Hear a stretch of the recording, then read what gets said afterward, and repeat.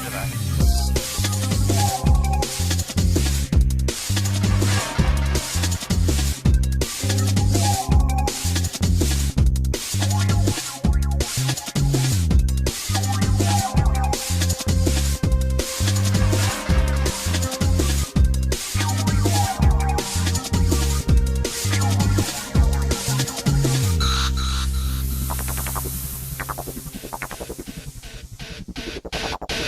Hello, hello, hello, hello. Yes, I'm here.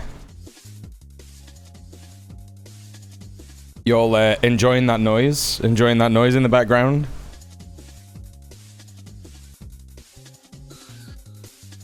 Now, you might all be asking yourselves.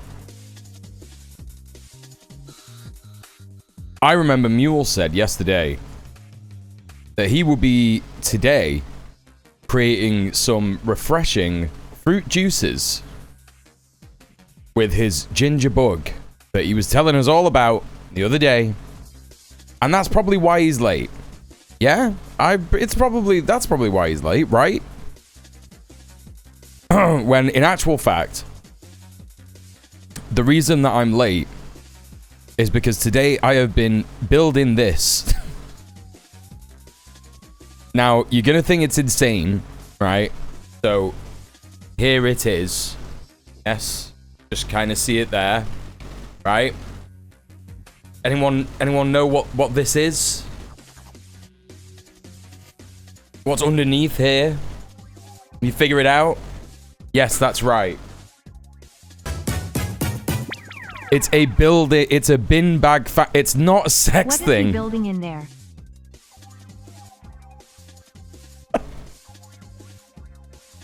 Follow Star, thank you so much for the tier 1. Thank you for the 5 months. Thank you very much. Enjoy your ad-free viewing and your emotes. Yes, the first thing that I do when I build a new sex machine is I show it on stream to the chat. That's what I do. So, do you remember me telling you about the thing about the Bangladeshi wall of like bottles with funnels going through, you know, the top halves of bottles cut off to make a funnel to funnel air from a big surface area to a small surface area because air, when it expands, it cools. Yes. So while my dad is building that shit, which he is absolutely doing. He is absolutely doing. I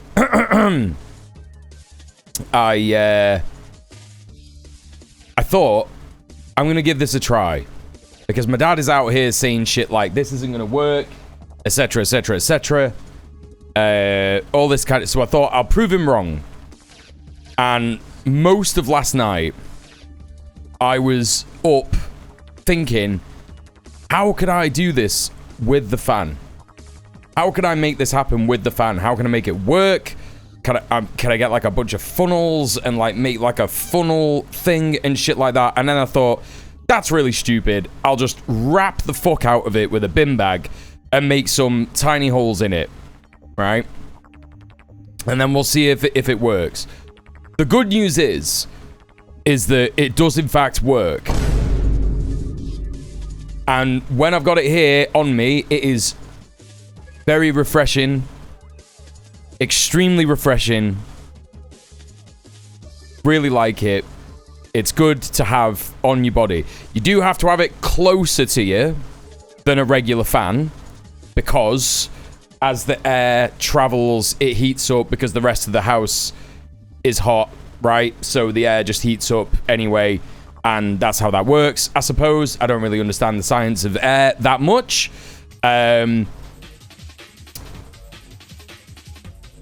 So it works. It's very good, and you just, like I say, you just have to have it close to you and combine it with, like, you know, get the frozen water bottle thing and, like, you know, douse yourself with a bit of cold water. That increases the efficiency of it by like 1,000%, right? Just like the air coming through that small hole. But you may have noticed the noise.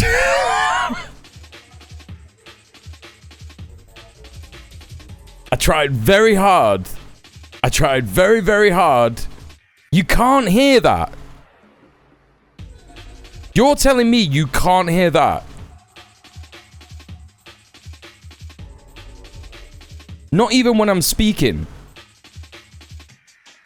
Bolostan says I hear it. Can't hear a thing. Can't hear it. Turn your noise gate off. Can you turn the music? Let's turn the music off. Can you hear it when I'm talking now? 1 2 1 2 1 2 1 2. Can you hear? Now you can hear it a little. Well, you know, that it's really not that bad. That is a nice surprise. Because I was thinking I'm going to have to turn this off for the stream. But clearly I'm not. Yes! That's a win. That's a success. Delightful. Yes, not bad at all. Okay, brilliant. Thank you for that, chat. Thank you very much. It's the power of science. And it works very well. It works very, very well. Now, with this thing, I do not think it's going to, like, cool the whole room down. So, if you decide to do this for yourself, let me know how it works. If you want to do it. Yeah. Basically, all I'd say that you need is some gaffer tape and some bin bags. Maybe you can be smarter than me and figure out some more different materials to use with it that is better at, like, funneling the air out or whatever, because I'm sure there's going to be some leaks and stuff. The biggest problem that I had is that the air was leaking out the side, so I had to, like, get another bin bag, like, cut it up into little bits and then put the you know, gaffer tape it all at the back kind of thing. So that's what I've done to sort of stop the air from, like, you know, seeping out the back kind of thing. And yeah, it like I say, it works pretty well, but you do have to have it quite close to you. Like with this, having it like this close to me is like, it's still working, and that's pretty good. It's keeping me nice and cool. Not like nice and cool, but like cooler than I would be. You get an overwhelming compulsion after it's been on like one side of your body for a bit to just go like that and just like get the other side done, you know, turn over. Of course I can't do that. Maybe a bit of tarp with holes. That's pretty smart. That sounds pretty smart.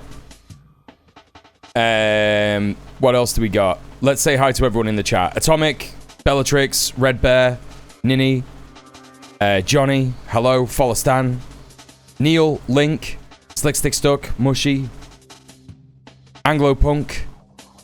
How are you all doing? It's good to see you all. I'm this old. What you been up to? How's your day been? What have you been doing? Yeah, I need to be on a rotisserie like a chicken. Yes. I will hydrate. Thank you very much, Johnny. I've got a green tea with lemon in order to get that powered up antioxidant. You've been sweating outside mostly. Fair enough. Aren't you a gardener? Someone in the chat's a gardener. Got a bit of an ill, so I'm already in bed. Oh, Johnny, I'm sorry to hear it, man. By the way, Johnny, thank you so much for the £110 donation off stream, by the way. Thank you very, very much.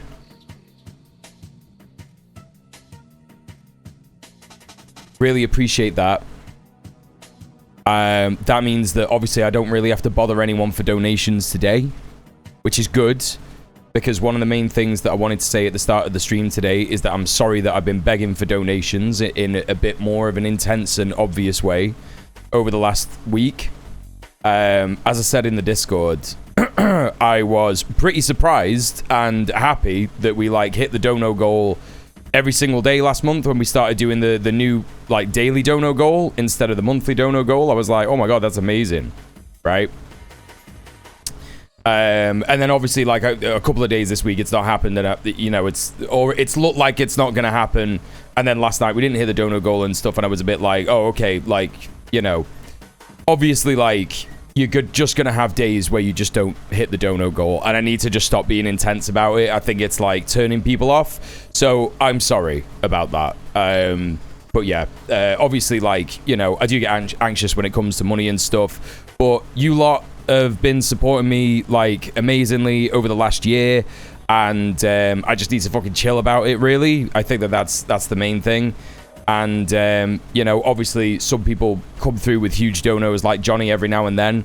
I think the thing is that I don't want to, like...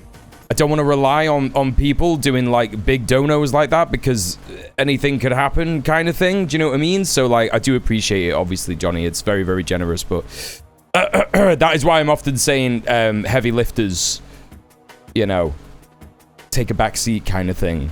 The people who donate very, very regularly and donate large amounts kind of thing. Because ideally, everyone would just donate the same amount kind of thing. But whatever, it doesn't work like that. But that's the little bit of housekeeping about that. So yeah, sorry if I've been appearing like a bit more intense regarding donos. That's stopping from today. And yeah, obviously now that Johnny has donated £110 today, don't really need to worry about donos for today or yesterday. That makes up for yesterday and today, but I am going to leave the daily dono goal as it is and just remind people to donate as I normally used to, like, you know, last month, you know, in the same way that I was doing before this month.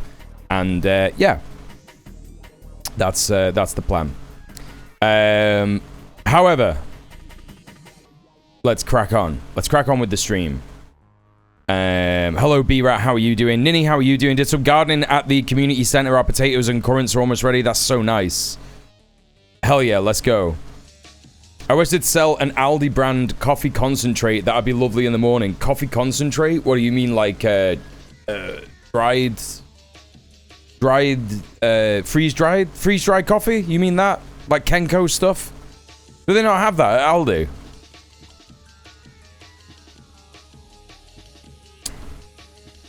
I've been at work sweating my bollocks off, was allowed to go an hour early due to the heat. Then I went shopping immediately so I don't have to go into the heat tomorrow to do it. Nice! Ah, concentrated coffee that you just put milk and water into. I'm with you. Like a extra concentrated espresso shot kind of thing. Like a liquid great for cold brews, yeah.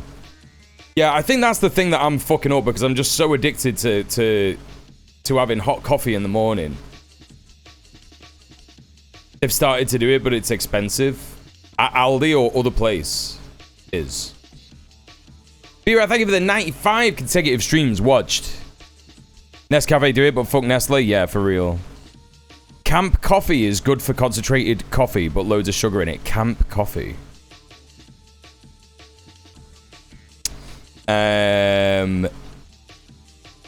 I've not got much else to say to you. I popped out today. It's blisteringly hot outside. I went out at around 4 or 5 p.m. or something. And yeah, like it just hadn't cooled down at all in terms of, you know, I put my hand outside at the beginning of about like sort of 1 o'clock, 12 o'clock.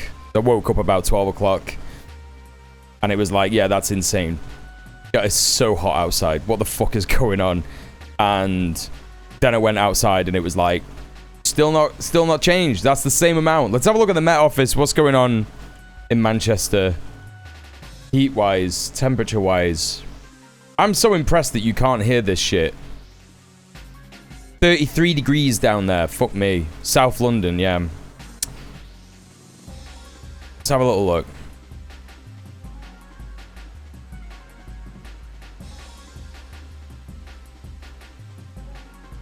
How is it 26 degrees, bro? That is not real. AeroPress is the best cheap way to make strong coffee. Don't. It's a scam. Don't get an AeroPress. Had an AeroPress for years. And then I went back to a cafetiere and it was like, this is just the same. But hello, Star Spangled Shitlog. I just do drip filter coffee, slander. It's just what I've experienced. Like I literally was doing AeroPress for years. Like, I mean years. Like, I had it since 2020. And then last year I was like, I don't like how much plastic is in the AeroPress. I'm going to go back to making stuff in a cafetiere. And I made it in the cafetiere, and I was like, this is the same.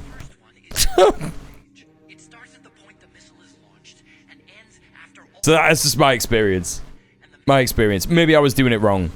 But I followed the guy's video. You know, the guy has a whole video that he just, you know, you're supposed to follow or whatever. Get a sezvipot and make Turkish brew. A sezvipot. Yeah, that shit's strong as fuck. Today was supposedly 29 degrees, but that's just not true. There's just no way. Tomorrow it's going to be 32? I don't believe it. Is it because it's the high humidity today? The high humidity. Is there a feels like temp? Yeah, it felt like fucking 28. How is that true? How did it feel like 28? And now it's saying like next hour 26 degrees, and it's like, well, I suppose it thinks it's gonna go down 26 degrees. Apparently there's gonna be mist at 4 a.m. They're fairly similar. I think AeroPress works best with fine grinds, whereas a French press works best with coarse. Yeah. I used to get the right grinds for it and everything. I used to go to a fucking posh coffee shop and get that shit. Obviously, I can't afford that shit anymore, so, you know. BBC says it feels like 30 degrees. What, in Manchester? Yeah. Yeah, it does feel like 30 degrees. That's exactly it. And it says tomorrow is going to be 33 degrees based compared to the Met Office 32 degrees. Oh my god, daily high humidity of 89% tomorrow, bro. 89%.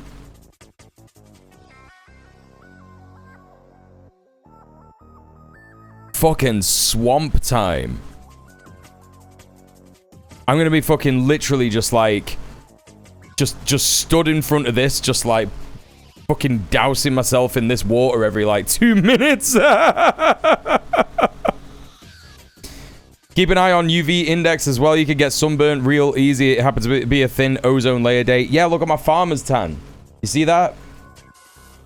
Can anyone see the farmer's tan that I've developed very, very easily without trying at all? Like there.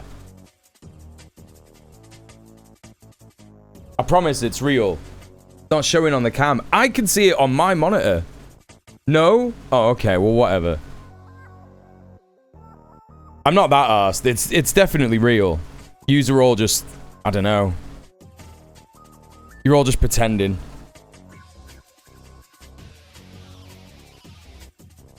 I'm so glad I've never been sunburned. I tan, but I get incredibly uncomfortable in the heat. I never burned so far. Yeah. Prickly heat and burning is so insane. Like, it's one of the worst things in the entire fucking world. Because it makes you ill as well. Like, you often get, like... you often get heat stroke as well. And, the heat stroke just makes you ill. So, yeah. Not fucking good. It feels like temperature is almost always 10 degrees more than the actual temp. Right now it's 27, but feels like 35. Yeah. And what? You're in, like, Canada, right?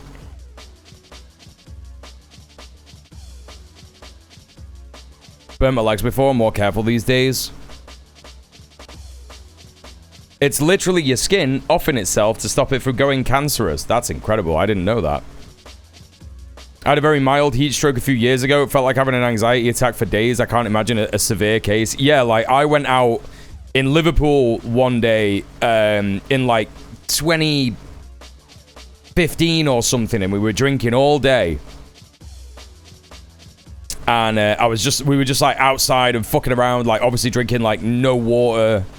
And I got the worst heat stroke of all time. I was fucked for, like, 2 weeks. Yeah, this is the Met Office. Apparently, it's going to be a bit more windy tomorrow, maybe. The wind picks up towards the middle of the day. No, it doesn't. Highest wind gust, 22 mile an hour. When's that supposed to happen? It's hot wind, yeah. Hello, Ms. Kip. Canada sucks for weather. I've heard Many such cases.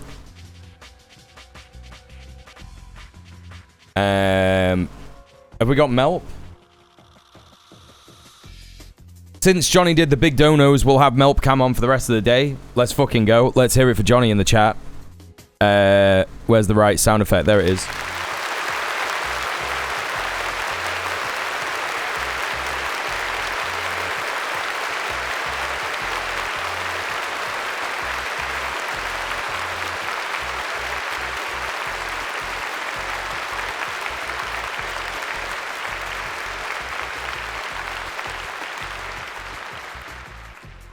He's currently cleaning himself whilst having his foot on the fucking chain of the bike, giving me an anxiety attack because he's gonna lick his foot and eat some of the oil, and I'll have to take him to the vets.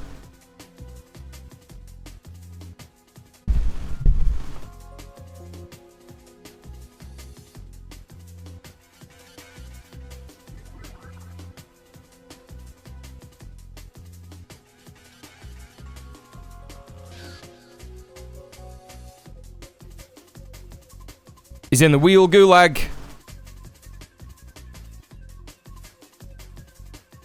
We need a Melp after all the news. It's so true. Hello, Ninja Can. Welcome in. He does like to sit dangerously, yeah. Tire gulag.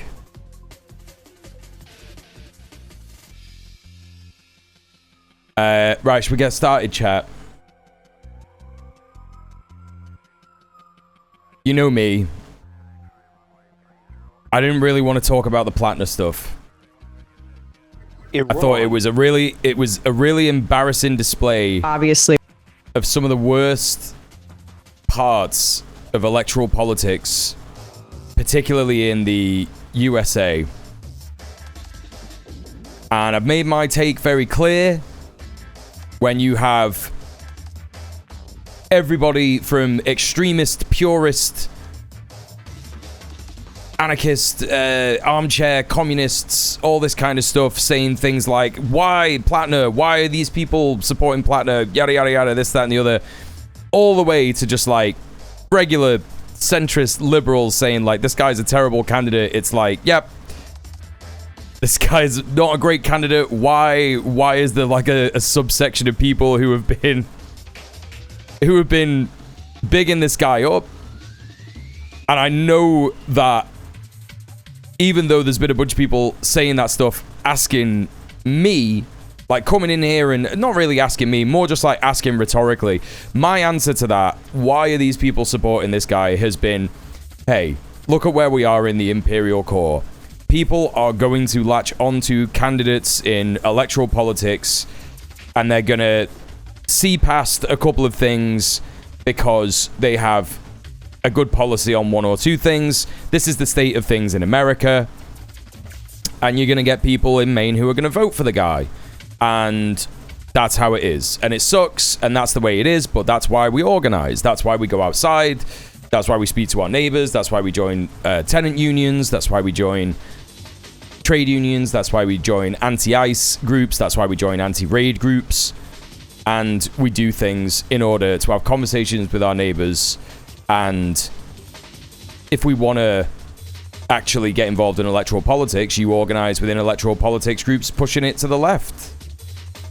And, you know, Platner is a guy who needed to be really just not considered for this position at all, because again, chat, I am a rehabilitationist. I am a prison abolitionist, and I believe that it is possible for everybody to be re-educated and rehabilitated, including Graham Platner, including some of the worst people who have done the worst harm in the entire world, Donald Trump, people like this. I believe it's possible under the right conditions and the right kind of society for that to happen.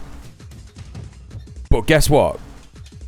We're not in that society, and there are definitely ways that you could rehabilitate someone like Platner now, but that is not going to happen in the Democratic Party of the United States, and it's not going to, you know, that's certainly not the place for him to have that happen. And there's no pressure on him to try and do that in order to be in that position. So even if you want to come at it from the position that I am in, which is that yes, everybody can be rehabilitated, even then you should be thinking, this is not the way to do this. It's not the way to do it, you know. Now, I knew a couple things about him. I knew that he had the Nazi tattoo, and I knew that he had gone to Iraq twice. But apparently it was 3 times. I didn't know it was 3 times. Again, as soon as I kind of heard this stuff about him, and I saw that there was so much, what do you call it?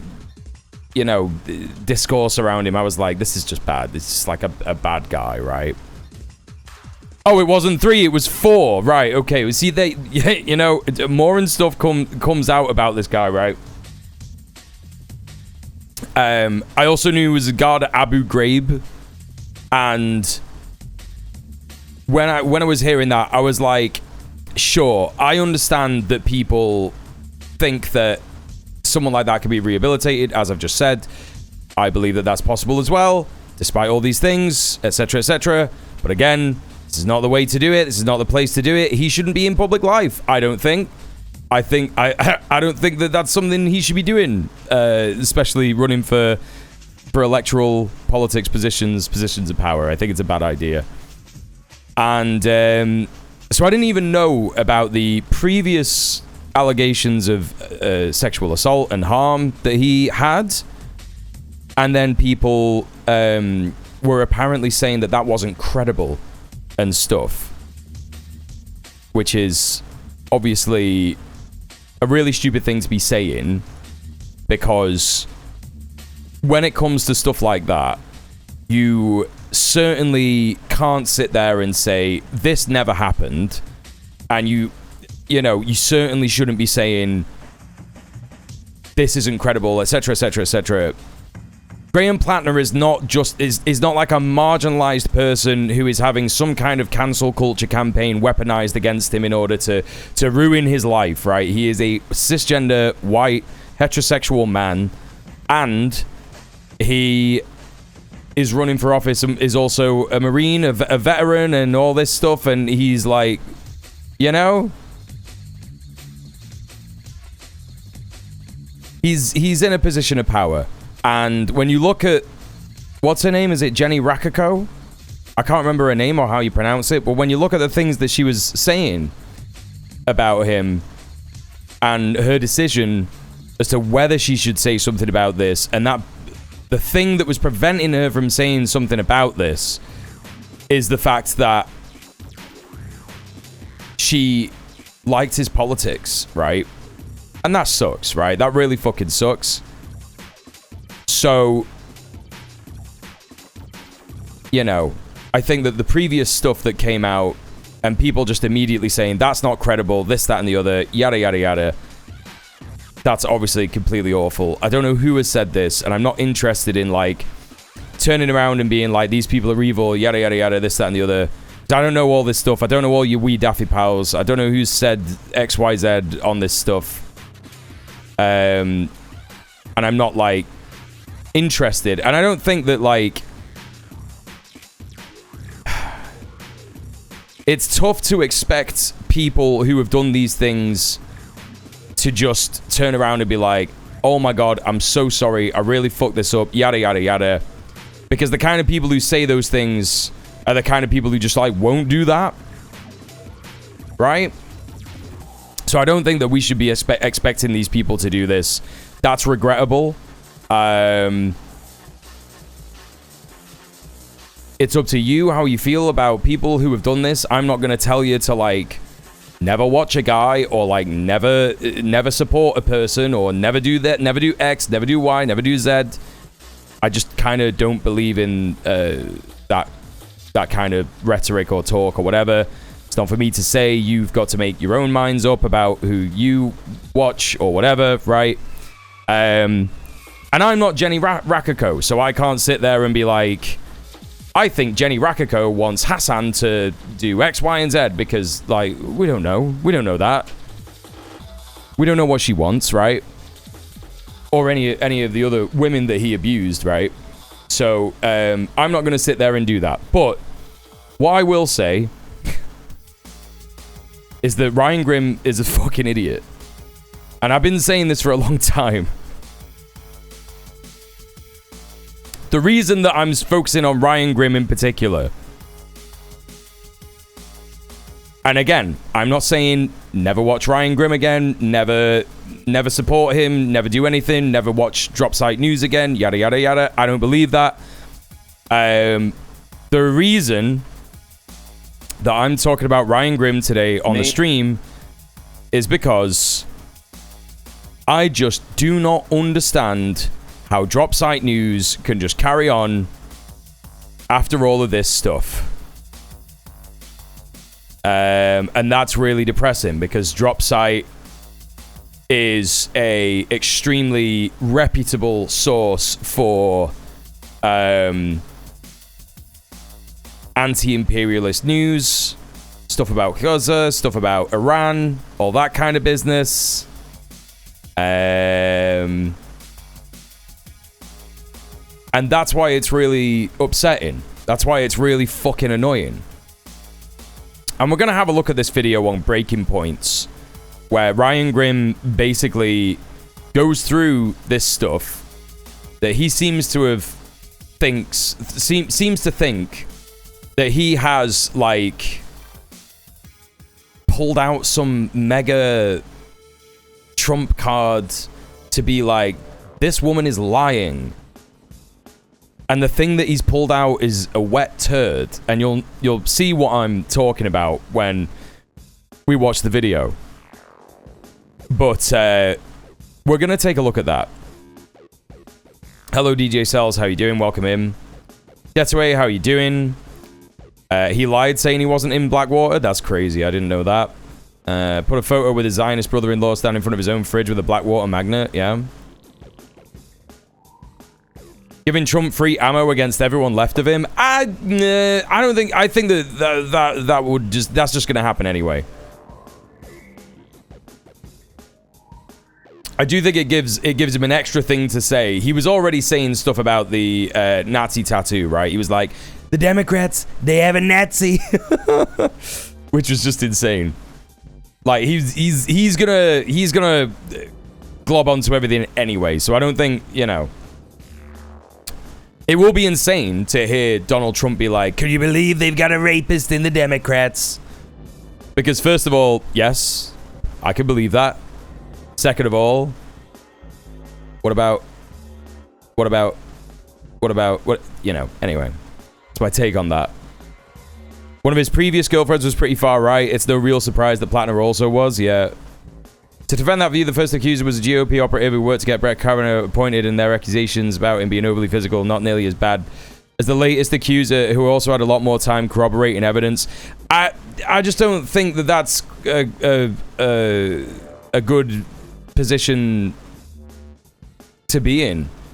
To, you know, I don't think you should defend that view. I don't think it needs to be defended.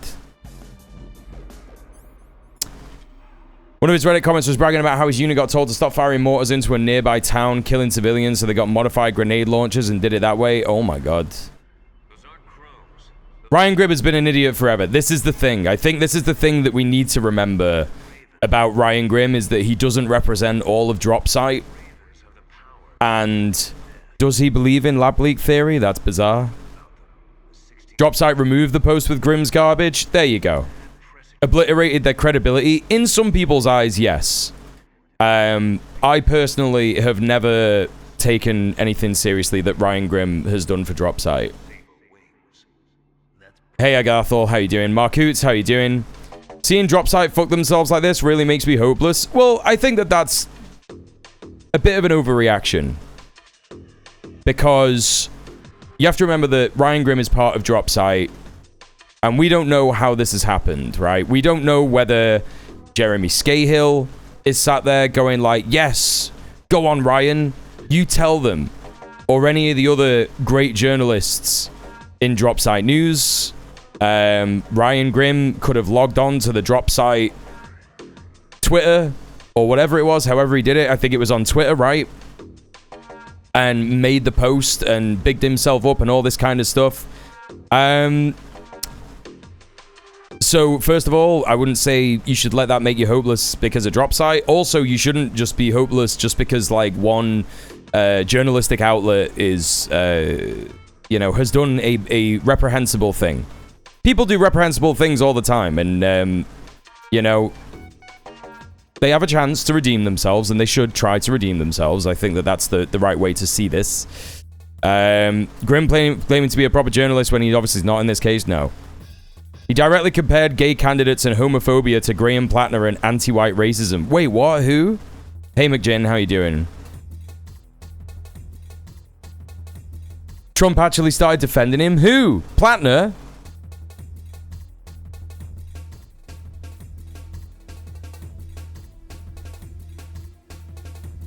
Ryan Grimm said that gay candidates and homophobia were the same as Graham Platner. Anti-white racism. What a fucking plank.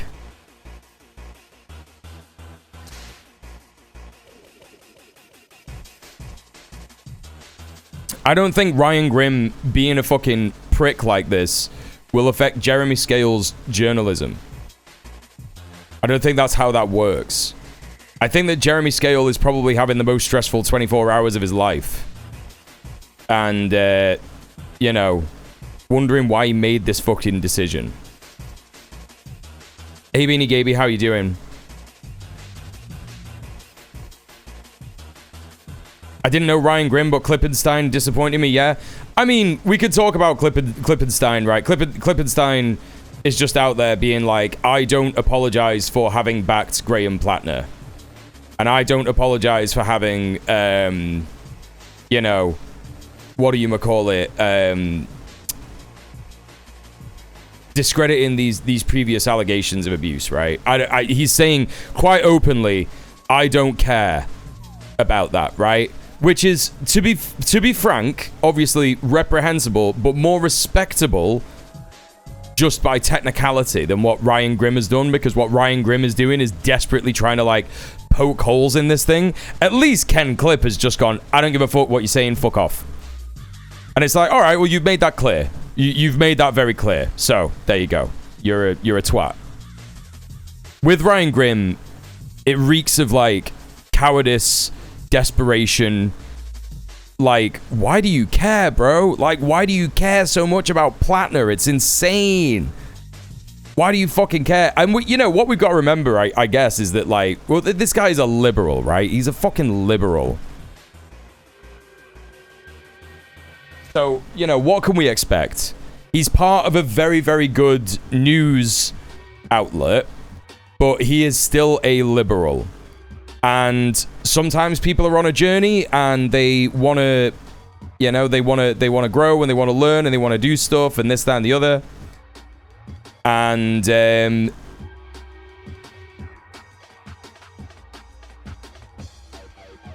I don't even know if that's what Ryan Grimm wants to do. I don't even know if that's what Ryan Grimm wants to do.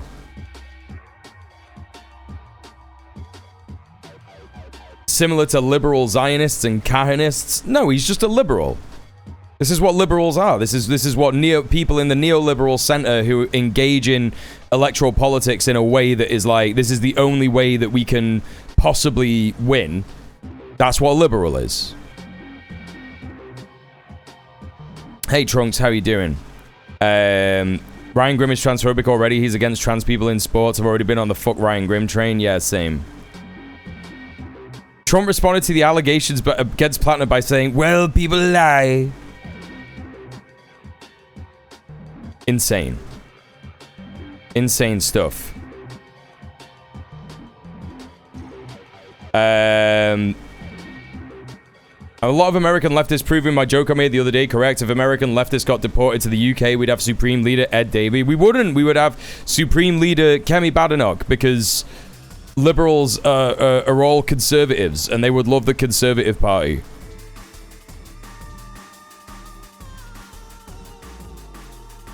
That's what that is. Okay, so let's get mad at Ryan Grimm for a bit. How about that? Let's watch this dog shit. Exclusive. Platner assault story left key details out.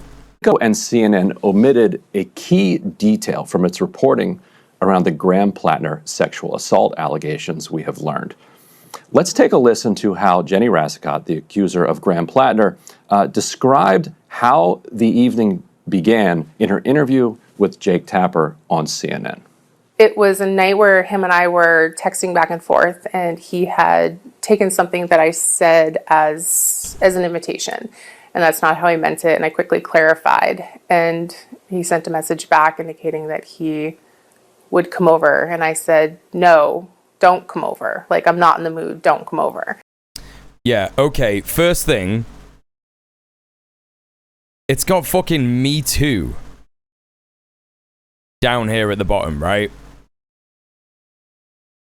If you don't know what that's referring to, chat, it's referring to the Me Too semi-movement. You could call it a movement, because it was a big thing that people were speaking about.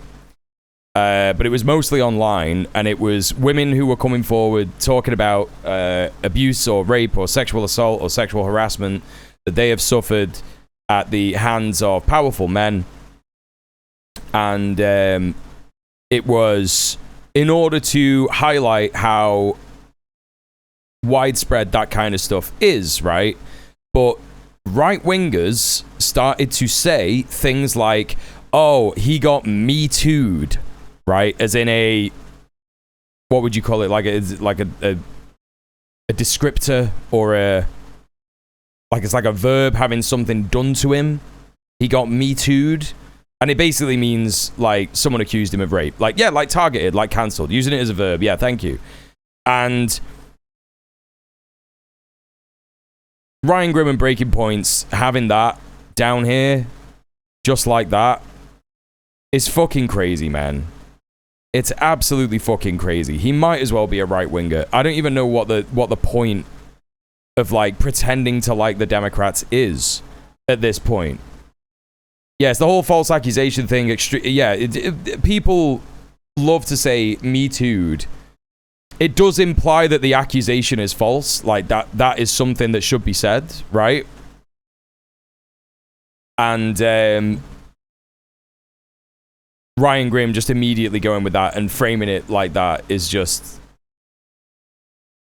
one part of how insane this is. Like it is genuinely brain broken stuff. That's how I'm choosing to look at this. This guy is brain rotted about the Democrats.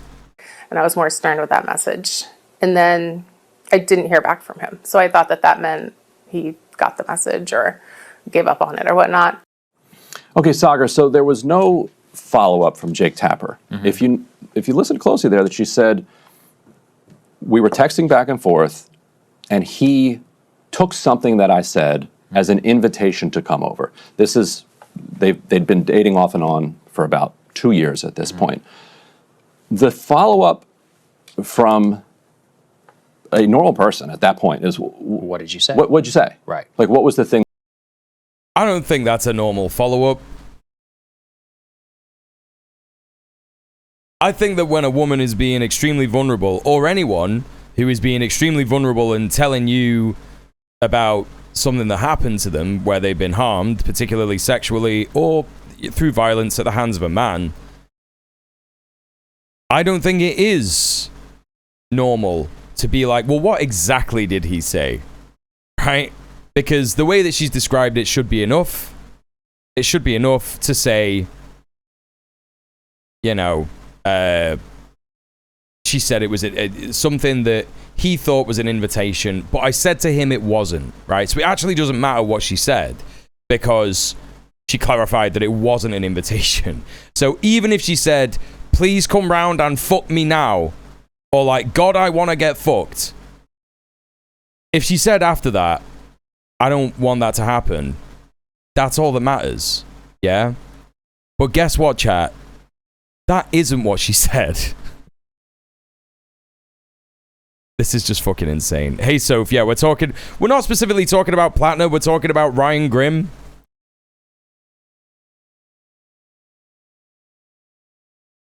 And particularly because Ryan Grimm is being so depraved about this shit.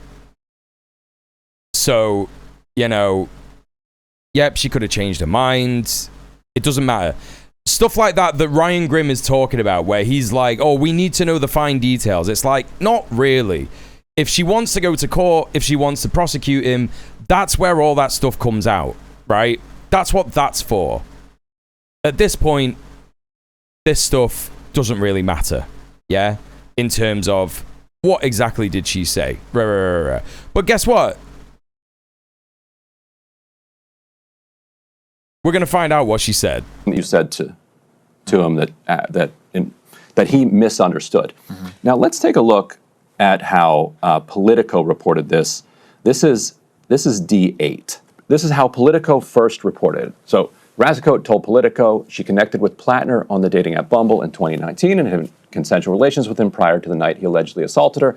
That night in late 2021, she said she had exchanged text messages with him and told him not to come over, saying she wasn't in the mood for company. Later that evening, she said she realized when she heard a sound on the stairs that he had let himself into her house, which was unlocked. Platner came up the stairs, Razacote said.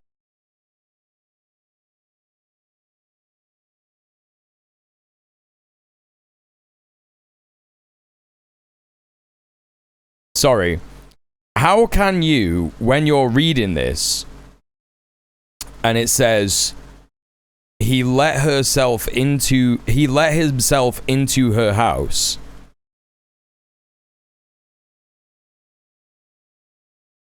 How can any of this, whatever she said beforehand, why does any of this matter? It's absolutely fucking crazy, man. To where she was on a couch. He got on top of her and kept grabbing her, she said, while she repeatedly told him to stop and that she wasn't interested. Right, exactly. So none of the stuff, like at this point, when you're reading this, and this is like what she said, at this point, anything that she said before that, even if she's like fucking absolutely, you know, I don't know what you would say for it. It feels wrong to say something like that. But you know what I mean? Even if she's absolutely, yes, like, I want this, absolutely. At this point, when she's saying, no, stop, right? That's the end of it, right? That's just the end of it. So, nothing before this bit here really matters. So, Sagar, you read that, and most people in Washington who read that, they're like, that sounds like he broke in to the house, like uninvited. And then began a violent assault of her. That kind of is what they're saying. Mention what she mentioned to CNN there, that she had said something in the text message exchanges that he mistook imagination as epoch. an invitation. They just say, and elsewhere in the article they say he was, quote, uninvited. It turns out, and we have learned, that Politico definitively, at the time of publication, knew precisely what Jenny had texted to Graham that he, according to her, mistook as an invitation to come over. And we know this because the Washington Post also interviewed Jenny Razacote. And Jenny told the Washington Post, because she's being honest. She's laying out all of the details, which is how it should be. You lay out all the details and then you let the readers, the public, the voters say, okay, here, we have all the different facts. Here's how we interpret this scenario. So good for her for being transparent. I totally agree with you, and I want to say that up at the top. Yes. This is depraved. This is genuinely depraved. Because we know that this whole segment is him and this guy. I can't remember this guy's name. They're talking about discrediting her. Did you clock when he said most people in Washington who read that? Yeah. Also, hi, Bubble, and Midwestern Cat Lady, and Frazo, how you doing? And Gommy Mama. Did I say hi to Gommy Mama? Hello. Sagar or Sagar? Yeah, I've heard him say his name. I don't know who he is, but they are... Yeah, I know that he's the right winger on this, and he does, like... He's supposed to be the balanced view and all this kind of stuff. Oh, it's in the bottom corner. Oh, okay, so Sagar is his name? And I know that, like, normally it's Crystal Ball, who's Kyle Kalinski's wife or whatever. And they have, like, the left opinion and the right opinion. But actually, on this show, when I've watched Breaking Points, because I've watched this in my free time sometimes, it's not really something that I would watch on the stream normally. Because it is just, like, Republican versus Democrat. And who cares, right? Yeah, it's all just fucking centrist libs. Like, that's all this is. But it is absolutely wild. Absolutely fucking wild. The way that this is being discussed. And it's just like, oh my god. The way that something like this is supposed to work, right? In an ideal world, is something like this happens, he drops out, and he does whatever the process is that the person who he harmed wants to do, right? Like, and that's it. That's it. He's gone. Let's think of another guy, right? We need to get another guy. There's got to be another guy. And we just start talking about the new guy, right? But Ryan Grimm is like, no, we need to save Platner. Like, why? This is the thing that I just don't fucking get. Because even if you're a lib, right? Even if you're a lib, to me, if you want to win, why are you trying to save him? Like, why? Like, this really kind of seems like a lost cause at this point. Like, I don't know what you would want from this situation. Like, what? Like, he goes to I don't know, he goes to court and it turns out that he didn't do it or whatever, or he goes to court and he goes away, he does his time, he comes out, he goes, I'm rehabilitated, and he stands again in the future or whatever. Even if all that happens, this is still going to be a thing, bro. Like, you have to just move on. Like, do you know what I'm saying? Like, it's utterly beyond belief. Sunk cost fallacy, maybe.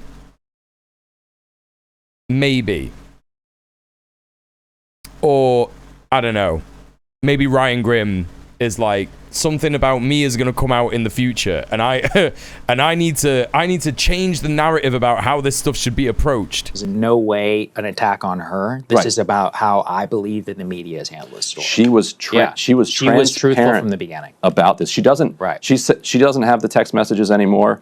Platner apparently doesn't have the text messages anymore, so we're going by her memory of what they are. And to her credit, she divulged the details of the text messages from that evening. Hey, Crescent. To the Hey, Junie. She divulged it to the Washington Post. The Washington Post reaches out to the Platner campaign for comment. Good for the Washington Post. And in their Hey, Bellatrix, what's up? They mention that Jenny had been texting him talking about a massage earlier. And so the Platner campaign sees this, and they go back to Politico, and they say, apparently there's some more context here about, like, the back. How,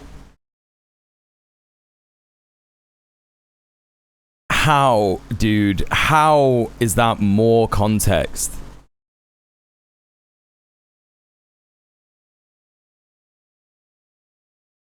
Normies on Instagram don't want to move on. Grimm often appeals to the normies in the center right. He wants to keep his audience as wide as possible. Yeah, that's definitely what Ryan Grimm's motivation is. Absolutely, you're right. I'm thinking too much in terms of strategy and tactics for winning and campaign tactics and shit like that, right? You know? And obviously, they don't even care about that. They don't even care about that. I'm trying to put, like... I'm trying to put myself in the shoes of, like, what is this about? Like, why are they doing this? What's the point? But then you're right. Like, Ryan Grimm appeals to a lot of normies, and, yeah... There's sadly a lot of normies. Again, like, this is, I think, like, you know, it's worth... This is why I've decided to talk about this and cover this, because it's like, I do think it's representative of what I was saying when people were saying, oh, I can't believe that, like, X influencer is backing Graham Platner, or saying that Platner is a viable candidate, or all this kind of stuff. And it's like, I did kind of get a bit of it, because it's like, yeah, America is in like an insane place. And there are insane people in Maine. And there are insane people all over the Imperial Core. Like, as we're saying, normies and shit like that. Lots of people in real life chat have terrible opinions. They have terrible opinions, and they will upset you. They will fucking annoy you and frustrate you beyond belief, right? And I know that because I've got a history of organizing. And you will have people even who will say one thing and then do another, etc., etc. It's a fucking stressful time organizing in the Imperial Core. So when people were saying, why are people supporting Platner? I was like, do you know what? It's not a surprise to me. I'm not saying it's good, but I just think, yeah, someone like that is, of course, going to be seen as a viable candidate in the United States of America, the capitalist center of the Imperial Core. You know, the reactionary center, you know? So that's always been my take on it, you know? And, you know, of course, like, he's not the DSA candidate. They didn't endorse him. So it's like, that was what really confused me, because I just didn't know if it was a DSA guy. I was like, wait, this is a DSA guy? That's really fucking, like, depressing. But then I found out that he wasn't. And I was like, oh, why do people care? Why do people actually care? So people will dismiss it, but it definitely has to be that Graham presented the exact aesthetics that white men, especially young ones, want to feel validated, project their own masculinity onto him, and go, he's just like me, even if his politics and background are questionable to rancid. Correct. Yes, absolutely. I think that's totally true. When the Nazi tattoo stuff came out, Grim and Breakpoints gave Platner a real softball interview to explain his wee mistake. I think they're getting paid. That also could be entirely possible. Yes. By the way, everybody should go follow Lesbian Hot Sauce. She's an amazing streamer, another amazing Britbonger streamer here on Twitch. In terms of the median voter, so to speak, I'm not surprised. There's people who really, really should know better that's the surprise. Yeah, I think that, yeah, again, chat, you know, it's up to you to make your own decision. It's up to you, you know, to figure out if you want to stop supporting a guy or whatever, or a girl or a person, whoever. I'm not here to do that. I'm not here to tell you what to do or anything like that. I'm here to try and provide some insight into why is this happening, right? Why is this happening? Why is Ryan Grimm doing this? Particularly the Ryan Grimm thing just, like, really interests me because of the things that we've been talking about, which is like, he's part of this anti-imperialist, pro-Palestine, pro-third world news outlet that's done loads of really good reporting on all this kind of business. And for some reason, this is a hill he wants to die on. He also thinks that liberal electoral bourgeois politics is going to save him and all this stuff. A genuinely fascinating situation, like a case study, right? It shows his support for Palestine was completely bullshit, basically. I don't know if we can say that. He could entirely support Palestine, but, you know, people can hold two things. Hey, Alejandro. Ryan insisted the Totenkopf could be mistaken for the Grateful Dead logo. Yeah. I saw that. I was like, I think I like, you know, he reposted something like that. It was like, oh, it's like the Grateful Dead logo. And I was like, why do people even think this guy is left wing? Like, I don't understand.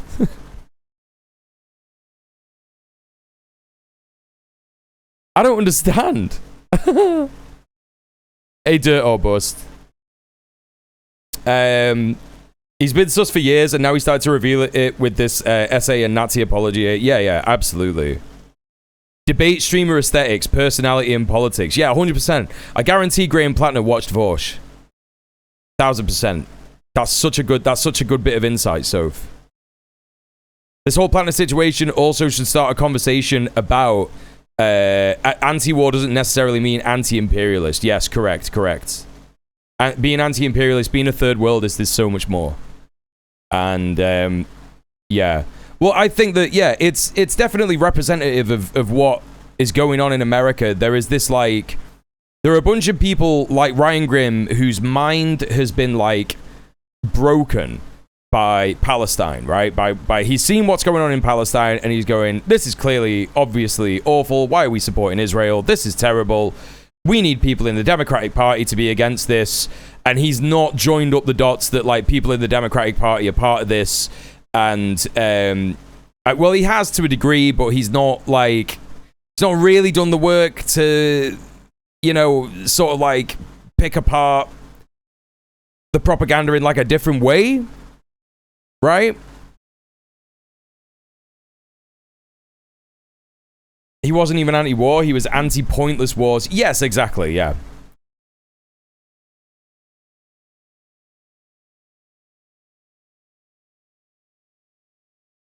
Graham Platner was giving Andy Burnham, or was suggesting one thing but meaning another. He said he would reform ICE, yes. Yes, that was one of the big things, right? He was saying, we're not going to abolish ICE, we're going to reform it. Yeah, that's how you do that. You just gently deport people instead. You gently deport people, and I don't know, like you give more training to the Nazis that are in there. So yeah, back and forth. Like, do you know about these text messages? The reporter then exchanges messages with the Platner campaign. Those messages have been now circulating in Maine politics, in Maine political circles. I obtained a copy of those. I was able to authenticate them with sources with knowledge of them. And here is what the Politico reporter said to the campaign. Jenny Rascott had been, quote, texting Platner about needing her glute massaged. That detail didn't make our story. Right. Glute massage. So within about a half an hour of getting this glute massage text, Platner is in the house. Now, she says she followed up. No, don't come. And don't come. Because he texted back, so he's wasted, clearly. He gets this message. I need my glute massaged. Right. He comes over, he's texts back, I'm coming over. And she's like, wait, don't come over. She says, don't come over, don't come over. This is Maine, he's not taking the subway. Like, so he's driving. She's drunkenly driving over there. Yes. Comes into the house, and then it gives, she says he's grabbing her on the couch. Well, where is She's saying no. Right. Where's he grabbing her? Like, is he like a... Okay, that's fucking crazy, bro! You'll notice I didn't pause that straight away, right? Because we've already said it doesn't matter what she said beforehand. I knew that this was what he was going to say. I've heard people talking about this already. And I wanted to hear how he framed this. And you can tell by the way he frames it, actually, because he immediately goes glutes massage, right? Glutes massage and stuff.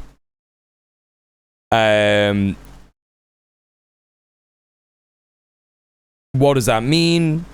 And then without spending a lot of time on that, he moves on and starts saying, oh, well, she followed up and said no. In fact, it was Sagar who actually, it was the right winger who actually pulled him up, right? Which is fascinating. Pulled him up and said, but she said no, and he agrees and says, no, don't come. So it's in Maine, he's not getting the subway, he's drunkenly driving. Like, yeah, he was drunk driving, right? He was drunk and he was driving.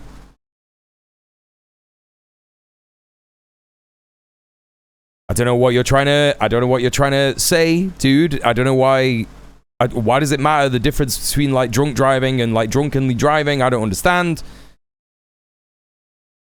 Ryan said she claimed to say do not come.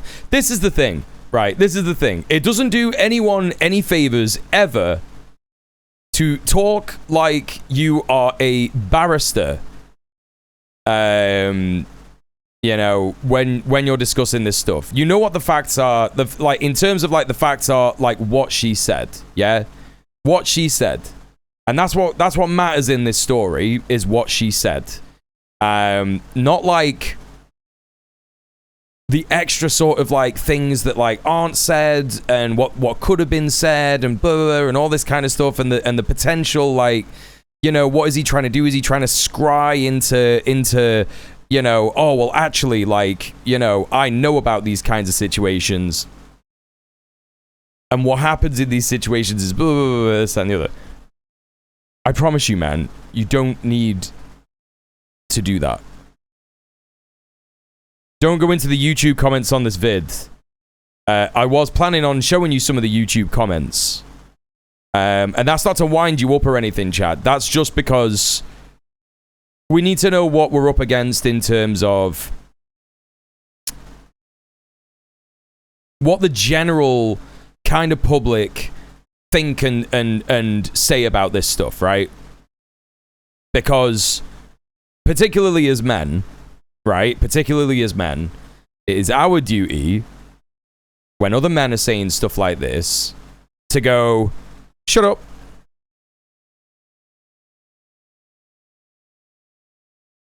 Who are you? Do you know this woman? No? Shut up then. Do you know her? Are you related to her? Are you related to Platner? No? Okay, well shut up. Just shut up. Because if you see men sort of like saying, you know, like jump into the opportunity to like defend someone in this way, right? Graham Platner is a guy that just like, you don't know.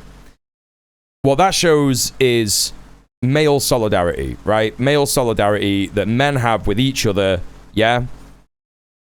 Just implicitly propagandized from day one in order to just go, okay, well, that's another guy. I'm going to put myself in his shoes. What if someone just made something up about me? Or what if I got caught doing something like that? So that's where that comes from, right? The idea that she could be making it up. The idea that if that's a person that you're like, that you could get caught. And that's why men immediately have solidarity with other men in situations like this. You don't need to. I promise you, man, you don't need to. Right? Like, it is just such a waste of time, because what, like, you know, and these are the conversations. The reason that I'm talking like this, some people might be thinking, Mule, you're saying this in an odd way, and blah, this and the other. The reason that I'm talking like this is because I'm trying to communicate to the men in the audience. Women, you know the score. I don't really need to be saying this to women and, like, saying this in a way that is, like, trying to get women's approval or whatever. I'm trying to communicate to men in the audience on how we should communicate to other men about this stuff, right? And I think that, like, if you do have a man in your life, if you know someone, if you have a friend that is, like, I don't know, gonna talk about Graham Platner or stuff like this and say, like, oh, well, did you see the Ryan Grimm thing and this, that, and the other? You gotta sit down and talk with that guy, and you just gotta fucking talk it out and just be like, why does this matter to you, dude? Why does it matter to you? You don't know Graham Platner. It's entirely possible that he could have done this, given his background. It looks fairly likely, right? So, you know, I don't know why it's, you know, such a hill for you to die on, like, especially if this person that you know is, like, really going hard on this. And, like, even falling into the trap of doing this classic thing, which is, you know, something that I have heard going around about Platner, which is that supposedly this is some kind of Zionist psyop in order to try and make him drop out. Right? And that's just insane. That's just completely fucking insane. So yeah, you've got to nip that shit in the bud. You know? He said that, as in Platner said that. Yeah, like I said, I've not been too familiar with, like, you know,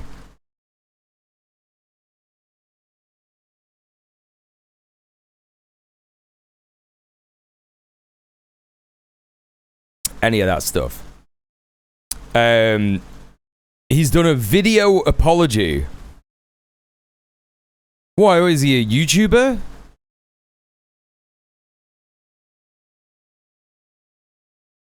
You're telling me a candidate for the Democratic Party, a candidate for an electoral politics campaign, did a apology video like a YouTuber, but it's not an apology. He doesn't even attempt to apologize, he just denies and says it's a conspiracy. It's more like Olpike. What's that? Olpike? Hey, parkour's language. It's an I've been targeted video. That'll work. That'll work. Won't it? That will work.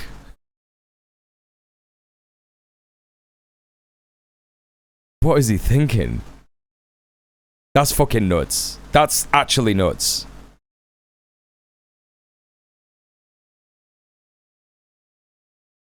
He dropped out in the same video. I know he's dropped out. Yeah. Hey, Cribs and Tinted. 11-minute YouTube apology where he doesn't apologize, denies everything, cries conspiracy. In a weepy tone as well. Disgusting.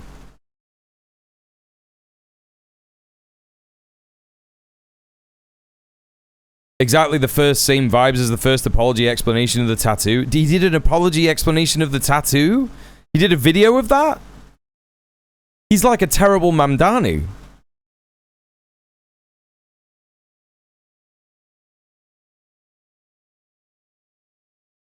A clinic in what not to do. He may as well be the Donald Trump of the Democrats. Evil Mamdani, yeah. No, I would say it's more likely to compare him to Mamdani.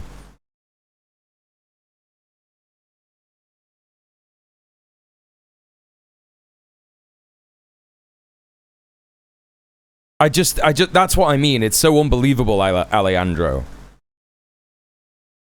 It's so unbelievable. Because why would, of all the people, why would it be Graham Platner? I don't understand. He's not like a communist. He's not even a DSA guy.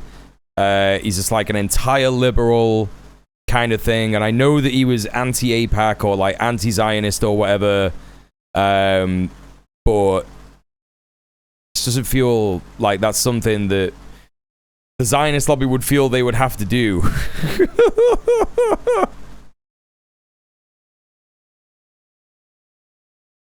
Every press member defending him now deserves to never work again in the press. Are there people defending him other than Ryan Grimm? Ken Clip? That's unfortunate because he's an independent journalist, so that's not gonna happen, right? He's got his own Substack and stuff. Anna Kasparian, she's not.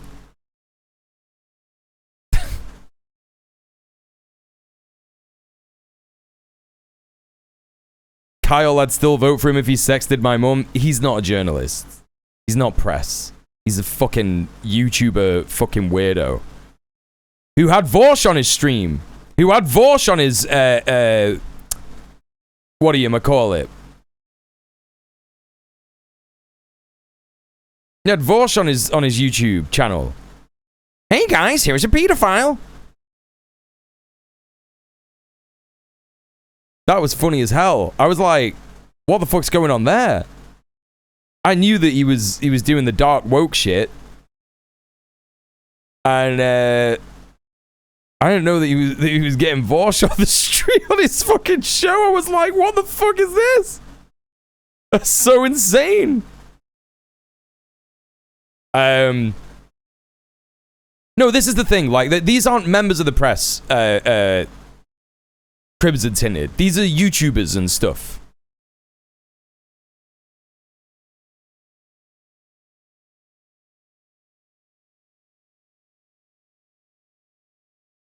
For the people in the back, remind us why we call him Vorsh. Because that's his name? I don't know. What do you mean, Vorsh? You spell it in a weird way.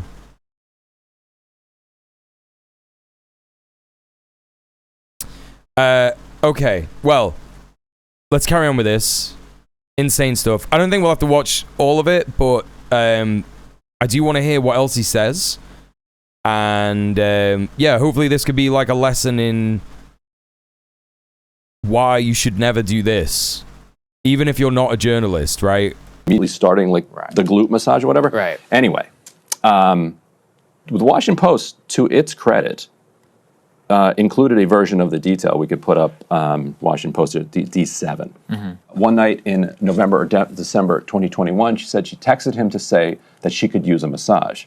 She said she did not intend it as an invitation, but he interpreted it that way, immediately replying to say he would come right over. She said she wrote back twice, telling him not to.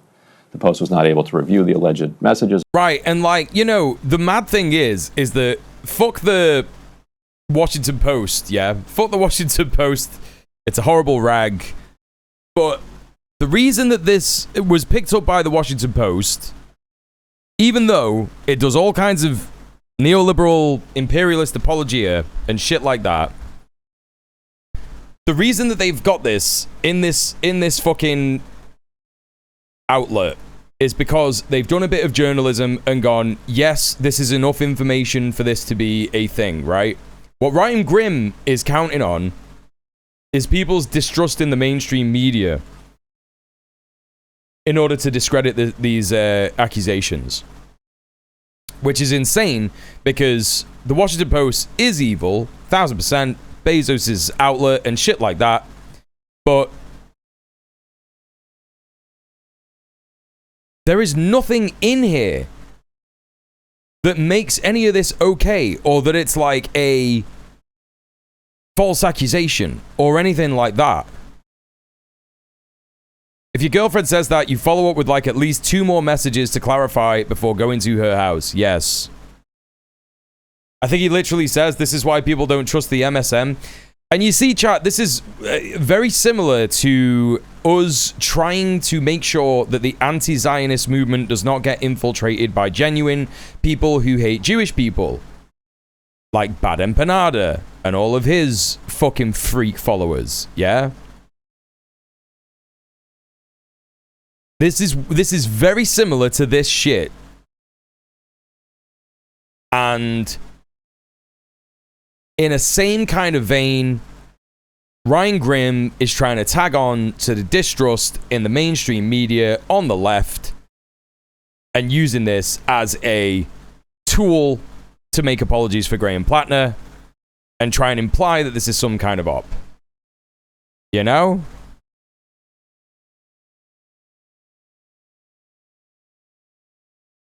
And it's fucked up, and we really need to be aware of this stuff, because, you know, here's the thing, chat. We are gonna experience more and more people being radical because of the current state of things. But reactionary opinions, particularly misogyny, particularly queerphobia, racism, all these things, they aren't just gonna go away because people are seeing what is happening all over the world, the various different wars, various different clear violations of human rights and genocides that are happening because of America, Israel, all these other kind of places. It isn't going to make people automatically just like absolve themselves of you know, years and years and years of patriarchy and white supremacy, right? It's why I say all the time, we're going to have people in our movement who are white supremacists. They don't understand that they're being white supremacists. They're part of the white supremacist structure because they treat black people differently, or they treat racialized people differently. They don't have to be black, but you're also going to have men in the movement who are misogynist. You're going to have men who treat women differently because they're women. You're going to have heterosexual men who, and even heterosexual women, cis-het men and women, who treat queer people, trans people, queer people differently, even though they sit there in a pronoun circle and go, my pronouns are XYZ, yada, yada, yada. You know, they will still treat trans people differently, or they will still treat, you know, queer people differently. They will still treat various, you know, marginalized peoples in a different way, disabled people, and that is going to happen on the left, right? That is going to happen on the left, and that's what we have to be prepared for. It's something that we have to fight. And I think, like, the main message that I'm trying to get across to people is, like, this is Ryan Grimm, right? This is a guy who is, he's obviously well off. He's obviously got money. He's got various different big YouTube channels, various different big news platforms, all this kind of business. He gets work, he gets money, etc. Yeah. This is a whole thing, right? This is a guy with, like, power, and he's doing this, and he's getting away with it, and it's annoying, and it fucking frustrates people, etc., etc. The people that we really can get through to and change with this stuff is our neighbors, yeah? The people that we can get through to is people in our family, people in our immediate community. And that's because they are within our reach, right? They are within our reach. And that's where, like, these conversations have to happen. And, you know, as I always said, after you, you know, as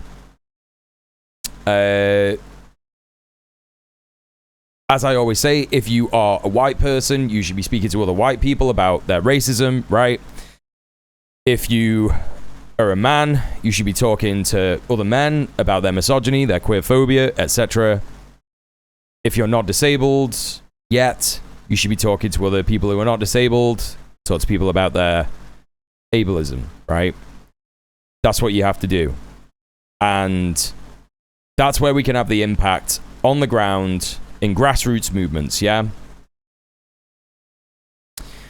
Some Democratic Socialists might find this hard to believe, but SA is a problem in leftist circles too. It can even happen to so-called insiders working for the Heritage Foundation, man's world. That's obviously like what I'm saying, yeah, 1000%. You know? It's probably all her fault for giving a drunk guy the wrong idea. Someone who definitely respects the boundaries of women around him when he is drunk. I mean, this is the thing, right? Like, I have been around plenty of fuckheads in my entire life, right? Lots of men. I hate this argument about him being drunk. I hate this argument about him being drunk because I have been around so many people who have been, as what they're saying about Platner, blackout drunk in my life. I've been around queer people. I've been around all kinds of people who get blackout drunk. And they don't just, like, rape people, right? That's just not what happens. They don't, like, assault people and shit like that. That's just not, like, it's not like an automatic thing. You know what I mean? Like I've said many times, I used to be able to put away 10 pints of Guinness a night. And even though I wasn't, like, pissed, there would be some nights that I don't remember. And I could be fucking certain that I did not violate anyone's consent, right? You know? If you have a problem with drink and women, and, you know, you've been told by, like, a previous partner who says, you did this when you were drunk, you would go, oh my God, right? Like, if you don't remember it and you had no control over yourself or whatever, you would go, oh my God. And never fucking drink again. I know that it's not that easy, right? Some people are alcoholics, they have a problem and shit like that. But that's where you start. You start with trying to, like, fucking sort your drinking problem out. And then, you know, at the same time, examine why you felt that when you were drunk and you had no more inhibitions, because that's what happens when you're drunk. Your inhibitions drop. Try and examine why, when that happened to you, that, like, you felt like you could just assault someone, right? Why you felt that that was okay. Another thing that needs to be discussed in regards to this whole thing is how people have a hierarchy of victims they decide to believe. Victims of imperialism were ignored. Victims of racism were ignored. Victims of sexual assault and rape were ignored until pro-Platner people decided the victim had the correct politics. Yeah, that's true. Yeah. Absolutely. There is a whole... Yeah. It's the intersectionality of patriarchy, right? Which isn't intersectionality. It's the rejection of any kind of intersectional thinking, right? It makes it worse trying to excuse him with being drunk. Yes. Hello, Ragav. How you doing? Those arguments take away agency, yeah. Been a huge sex abuse scandal in the PSL. There was an essay issue in the SWP. It's fucking everywhere. I mean, this is the thing. Men are everywhere who have been propagandized by the patriarchy, right? That's the thing to remember. That's the thing to remember. And that is why it is important as men to discuss things like this and talk about things like this with your fellow man, to be like, this kind of shit is just not on, bro. Just not on.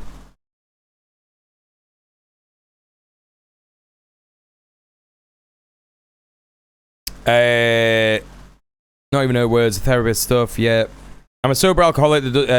Shit doesn't happen because of the booze. If it did, then yeah, time to take responsibility. Right, exactly. Somehow men who do bad stuff when blackout drunk seem to do the bad stuff to women at the same rate as sober men. Yeah, that's so weird how that happens. If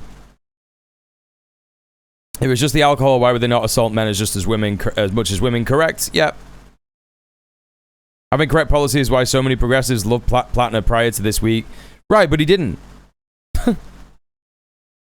he didn't have correct policy. He had correct policy on 3 things: healthcare, Israel, and what was the other one? Something about, no, maybe it was just 2. It was like healthcare, and he was, oh yeah, taxing the rich. That was it. That was it. So many other things that he was bad on. Ryan Grimm has also wrecked his kingdom because Platner was his bartender and friend before coming a candidate. Wait, what? Oh, okay. There you go. Is that true? Okay, well that's why he's behaving like this even more then. Okay, this makes sense. This makes way more sense now. This makes way more sense now.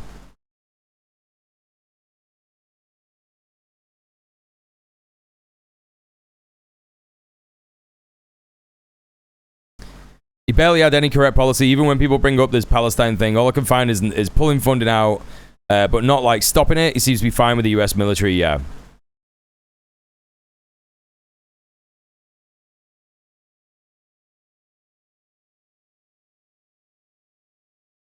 Yeah, so don't hang out with Grimm either, probably. Yeah, this is a bit mad. This is a bit mad, but it kind of explains why he's doing this. You know, because this whole thing has been like, why? Why is he doing this? Right? Why is he doing this?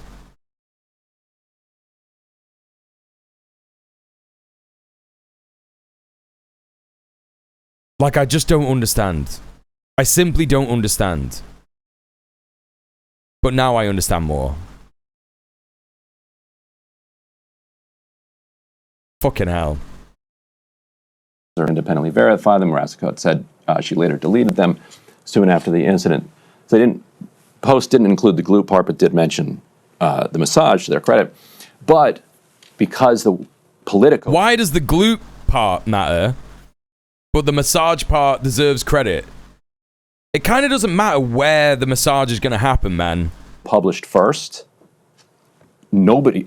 I didn't even know the Washington Post reported on this. Exactly, and I think that's why this is important. So there's the most important part, and let's just zoom out, because this does potentially explain why a drunken Platner enters the home. Right. It stops there, because that's where the rest of the evening and her account of the evening, it no longer accounts for. But it does explain a detail. Whoa, whoa, whoa, whoa, whoa, whoa, whoa, whoa, whoa. Right. It stops there, because that's where the rest of the evening and her account of the evening, it no longer accounts for. But it... What do you mean? What does he mean? I don't think you need to explain any further than that.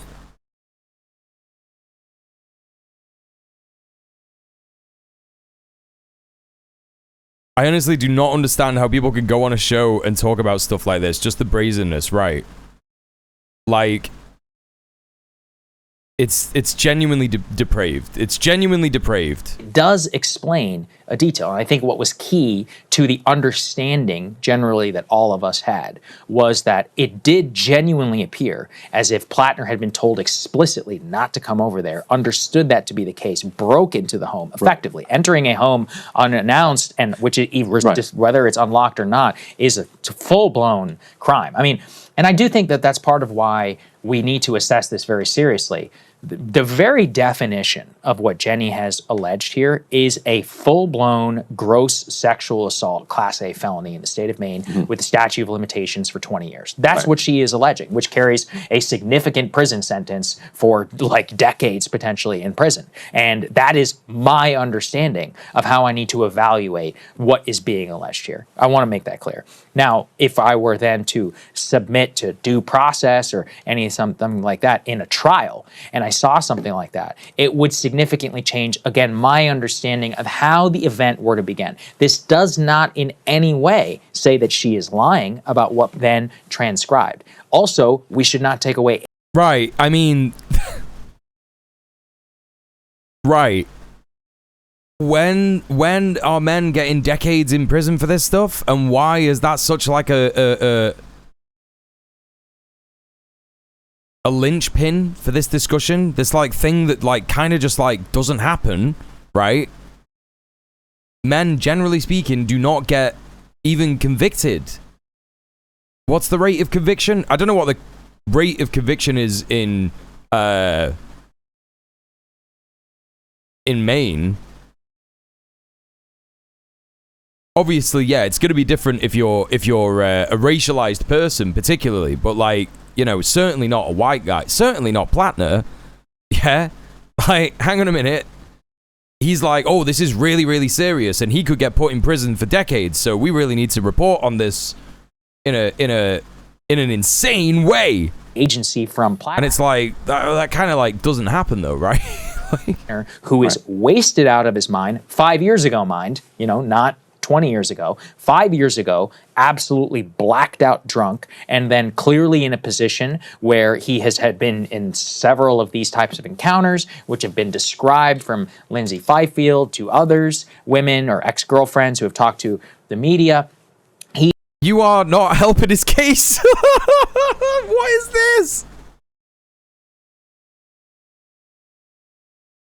Is this supposed to be helping his case? What do you mean? He put himself and had terrible judgment, terrible behavior, and put himself in a situation where something like this could happen, which was obviously very traumatizing to Jenny herself in terms of her understanding the Facebook messages about consensually. He's bringing it back now a bit, I guess. I think this is a media story, right? Because I think that the irresponsibility of not reporting that led to an understanding of how the event transpired, which is not fulsome with the general reality. And maybe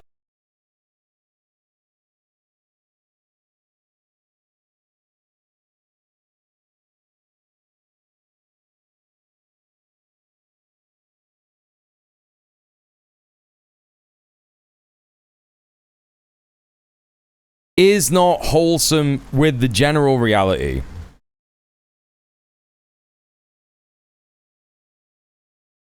Because they didn't include that she said that she could do with a glute massage.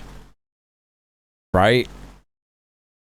Because even if that is the case, even if this is what happened, right?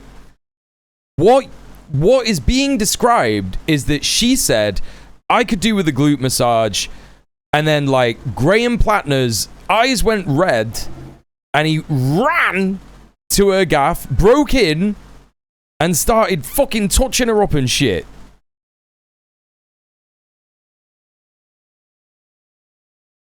All the while, she's going, no, please don't, right? And then he's doing this, and she's saying stop. It doesn't change anything. Maybe it seems like you and I are splitting hairs, but the reason why I think it's really important, and when you learn this, it really You are struck me, splitting is hairs. it really reminded me of how a lot of the Me Too cases in 2017 and 2018 transpired, in which it was very obvious it was purely on the word of one person. You could have contravening evidence of what obviously was a complicated encounter or something where, look, there's genuine misunderstanding or a different takeaway, and in which people's lives got totally ruined. And I Who? Name one. Name one white person. Name one white man whose life got ruined for having this happen to them. Name one, dude. Just name one. Please.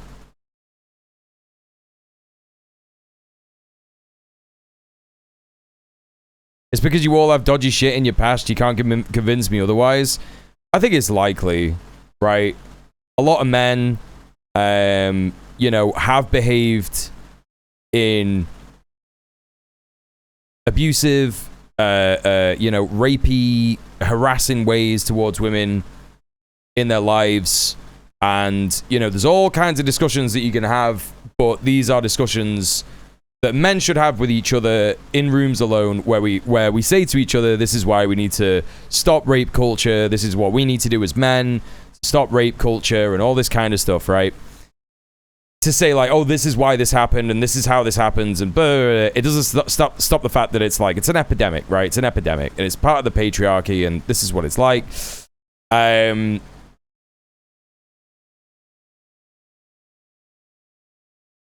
And I do see a reality where it is because this guy has done something in the past, or Ryan Grimm has done something in the past, that he's trying to like absolve himself and his own things and stuff like that.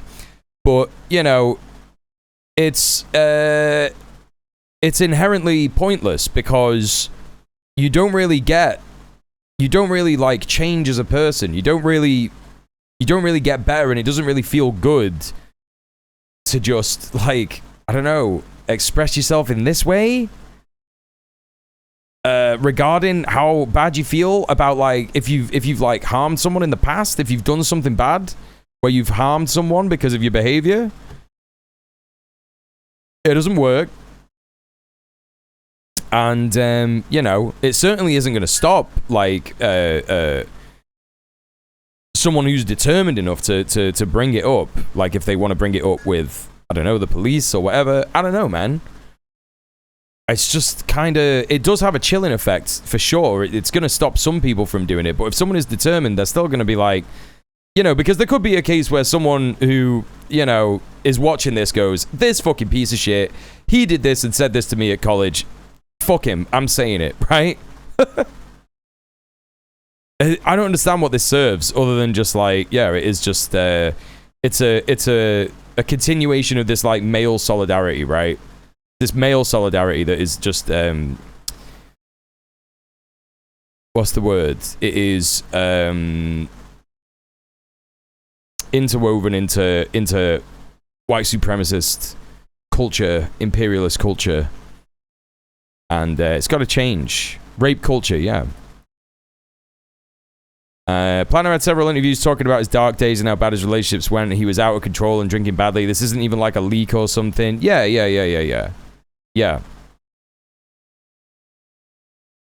It's fucking Tate shit. It's on the way to that. Yeah, it's on the way to that. It's not explicitly like Andrew Tate saying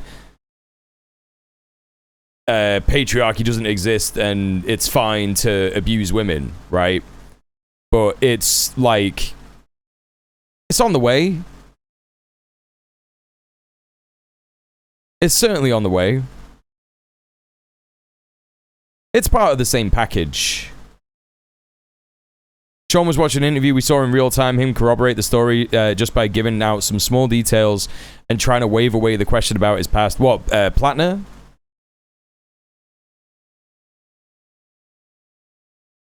These people wouldn't be saying these things unless they wanted those votes. Sure, yeah.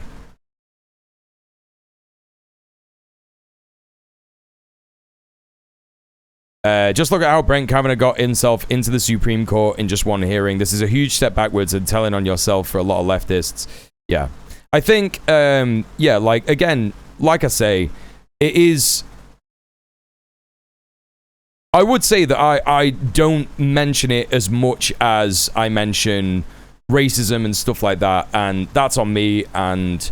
You know, this is a part of my misogyny, my internalized, you know, well, it's not internalized misogyny, my misogyny that is, you know, like I say, every man is a misogynist, every white person is racist, etc., right? That's what I mean by that in terms of my misogyny, the misogyny that is, like, baked into men from when, you know, we are propagandized as youths, as children, to be misogynists and, like, be the men that we grow up to be. You know, that's something that I need to work on and that I should probably mention more when I talk about, like, organizing and leftists and stuff like that. Yeah, in the same way that you're going to find leftists in various different organizations who are racist and they don't realize that they're racist, you're going to find leftists in organizations that are misogynists. And, you know, both of these things are going to be things that cause harm or can cause harm. We live in a world where harm is frequent, and we are all being harmed by various different pressures, structures, all the time, right? And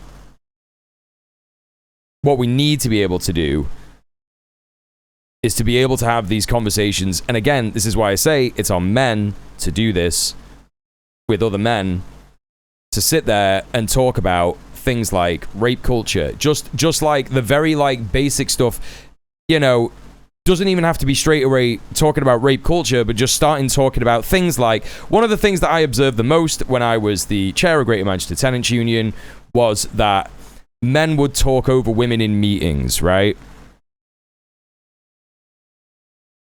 Men would talk over women in meetings, and I did my best to say, lads, we have a hand up rule. If you have a counterpoint, I am the chair and I will note your counterpoint and I will allow you to speak if we have time, right? And I would always try and get men to do the reproductive labor, washing up, tidying up, taking out the trash, all that kind of stuff at the end of meetings and stuff. That's how you start by building the culture of respecting women, right? But obviously there's more work to be done than that with men talking to each other, which is like literally like, you know, saying, we saw some guys interrupting women at the last committee meeting. How do you think we could stop that, lads? Right? How do you think we could stop that? Does anyone want to talk about how they feel about that, right? And that's the way it's got to go. I think that there was an incredibly pertinent thing that I saw, and I can't remember what it was. I think it was after the revelations about that, like, rape academy thing that came out. And I saw someone say, wouldn't it be really good if we saw a bunch of men marching in opposition to this, saying, we reject this, right? We reject this shit. And, you know, I think that is something that we need to start to see, right? That is like a demonstration, right, of how you actually start that kind of movement, right? You know what I mean? I think that's the kind of thing that we got to see. But yeah. What do we got here? The policies were not Marxian, but they're enough for an American progressive base who love the peace, land, and bread slogan, and Platner coasted off that. He really didn't. He really didn't have those kinds of policies.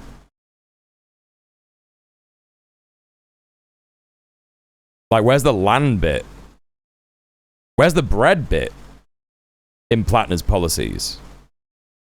Platner said if a Medicaid for all bill crossed their desk, he would sign it. He didn't mention penning the legislation himself. Yeah.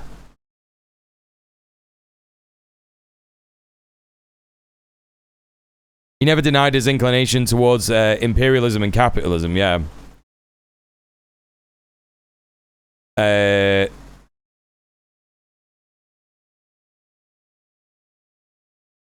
There's a modest platform that is the furthest left in a country like America that was carrying him until this Monday.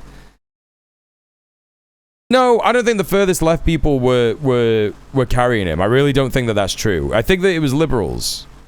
Mostly liberals.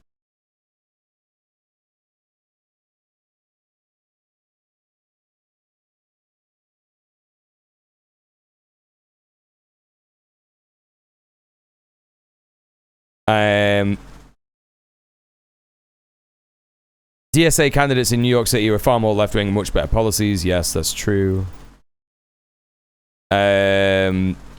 Only problem with starting a movement based on specifically men coming together is it has a high risk of becoming men sitting in a circle asking, what do women want?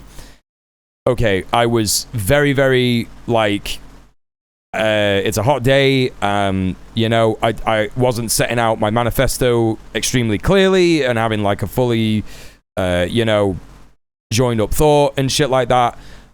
Of course, that is not how it should go. Yes, correct. I'm not advocating for that at all. I'm advocating for a, you know, a situation where men are collaborating with women but not expecting women to do the work.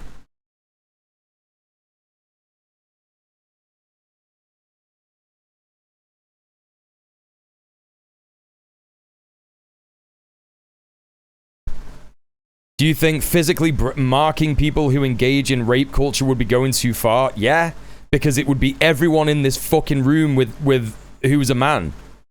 Just every man. You don't need to do that because it's just every man. What are you talking about?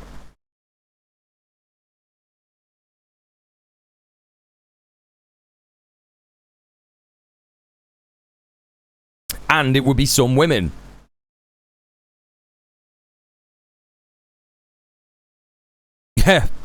Yeah, I'm this old. Hey, Magic Mio, it's a never-ending process of criticism and self-criticism, but in the meantime, we gotta be aware we have still a bourgeois ideology within us that we continue to reproduce unless we actively fight against it. Correct, yes. Popular liberalism at best, if that's even a thing, yep. Hey, Groove Holmes, how you doing? Whatever the how you doing. Random question, do we actually think Count Binface is gonna win the by-election? I have not looked at any of that. I don't have an opinion on it. Come back on Monday.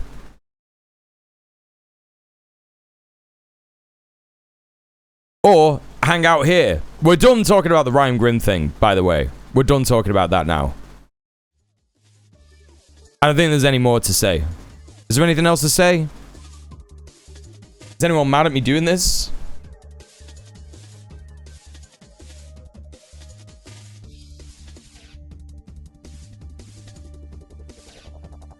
Seen all we need to see. I've said all I need to say. I'm going to continue to say things that I think are worth saying. Again, I thought it was a good opportunity for us to talk about a very important issue. First and last time talking about it. Certainly the Platner shit. Yeah, it's obviously not going to be the last time I'm talking about misogyny. Certainly not. Yeah, the Platner stuff.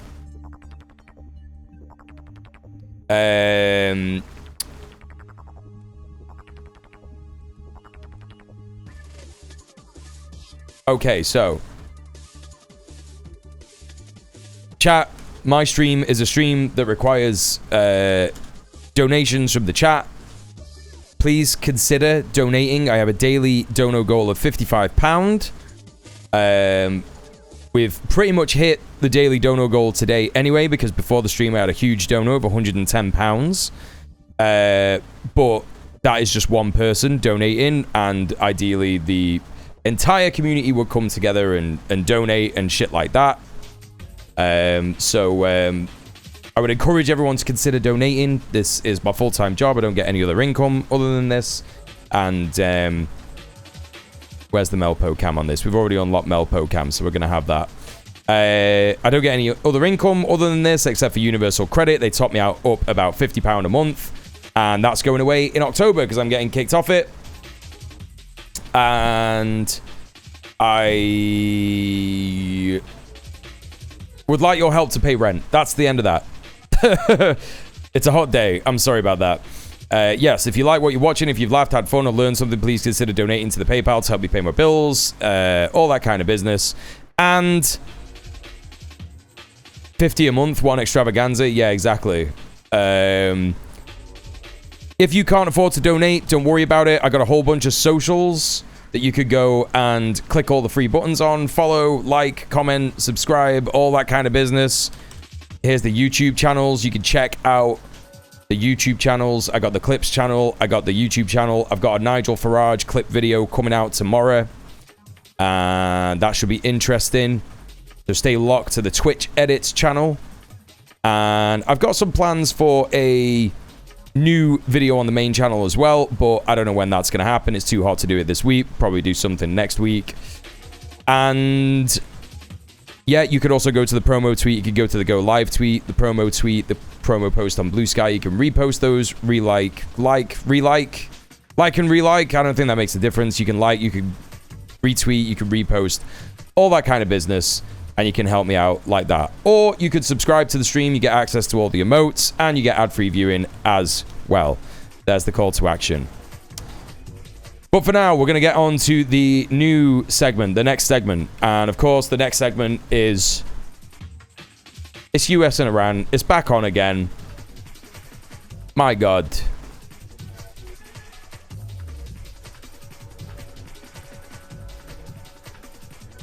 If anyone's wondering what this is, in the background, by the way, this is something that he invented today. Yeah, I'm an inventor now. And I have to say, you gotta give it a go. You gotta give it a fucking go. If you got a fan, here is a cheap way to decrease the temperature of the air coming out of your fan. Quick and cheap way. What you do is you get bin bag, duct tape it around the fan, yeah? You want to block off a bit of the back as well. Not all of the back, because it needs air to take into the fan when it spins in order to actually produce the air. And you want to put little holes in it. You could probably see the little holes in it. If I move the mic, you can see all the little holes in it. Yep. Yes, I mixed the story of the plastic bottles and the holes, and I made it into this. Right now, yes, I stole it from Bangladeshi people. Correct. That's exactly what it is. Yes, that's the joke. Yeah, it's based on the Bangladeshi guy that like came up with the bottles, right? Like a big wooden board. And you put bottles in it, and it gets the big, wide surface area of the air, and it funnels it through to make a small surface area, so that when it expands, when it goes to the other side, the air cools, right? A really, really cool zero electricity way to, like, cool down your gaff. My dad's making one of those for me, so I'll be able to hang that on one of my windows. Very exciting. But here we go. I've kind of done like a bastardized version of that with this bin bags over the fan thing. And it has in fact, right? It has in fact worked. So these little holes that are put in, you know, I put in this bin bag where like the fan air is coming out of it. It's absolutely decreased the temperature of the air coming out of it by like, I don't know, 5 degrees or something. And you were laughing at the power of bins and bin-related items and their cooling potential. I don't think I was doing that. I think we just watched that one video and it was mint. But yeah, like, the only issue is that you really have to have it, like, very close to you in order to, like, get the benefit of it. Because if you move further away, like, the air starts to, like, become warm again. So you have to have it, like, right on you. And it cools you down to the point where, like, I did find myself, like, wanting to turn around and do the other side. It's like, I'm getting too cold on this side. I want to cool down on this side now. If you've got some masking tape and you've got some bin bags, give it a go. And, you know, when you combine it with, like, this, yeah? When you combine it with, like, cold water bottle and shit like that, just get a bit of the moisture and put it on your head and shit. It works wonders. There is a chatter. There is a person who is harassing me at the moment in the chat. And they make a new fucking account every day at the moment, accusing me of the crime of being Jewish. And it's incredibly funny because if I was Jewish, that doesn't mean anything. They're obsessed. They're obsessed with me, the idea of me being Jewish. You definitely aren't white. Sure thing, man.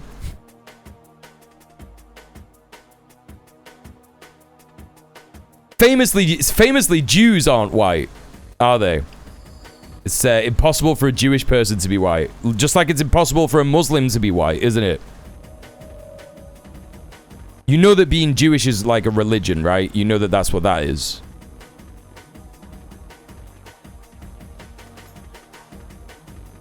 And he's trying to say the thing that he says often, right? The thing that he says often is that my name is Shmuel, right? That he thinks that my name is Shmuel and that's where mule comes from. It's not. You're an idiot. It comes from Samuel. Come on, man. Whites don't have those primitive features. That's crazy because I'm white.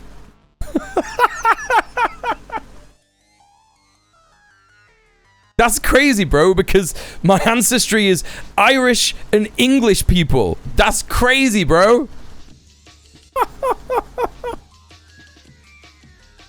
Oh my god. Anyway, yeah, good luck, bro. I'll see you on your new account tomorrow, man. I'll see you on your new account tomorrow.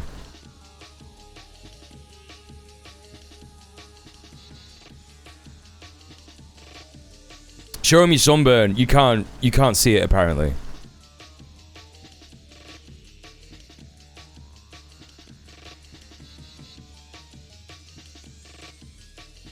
Our boy's as white as it gets and this Joker shows up. Yeah, it's good stuff. It's good stuff. Bring back the Soviet landlords. Yes, bring back funny trolls. Bring back funny trolls. Right, okay, so,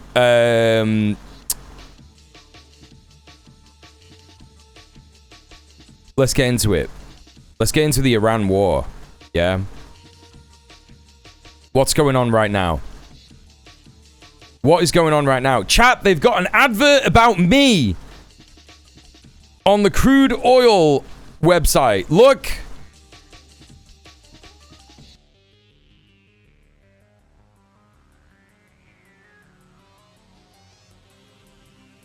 Can you believe it?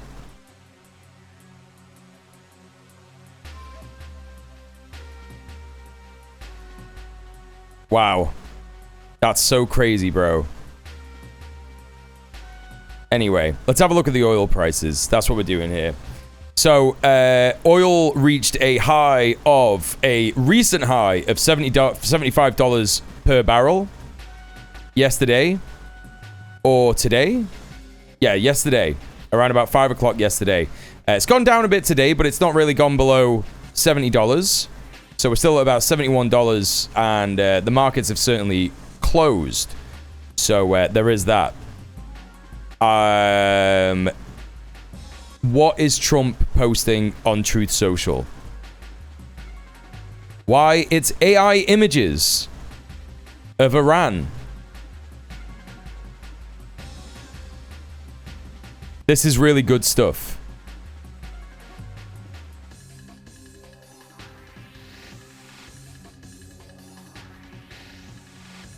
Just wanted to get Melpo in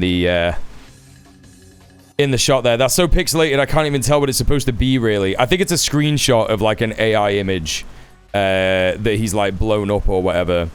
Here's another one. So this is an AI image that was posted by an account called OSINT Defender. And that account is widely known to be a fake account in terms of doing open source intelligence. Hey, half a laptop, welcome in. Sat in the grass and lots of cool bugs. Let's fucking go. Good stuff. And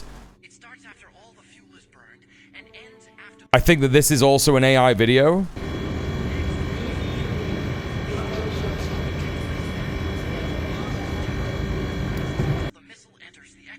Let's have a look at that again.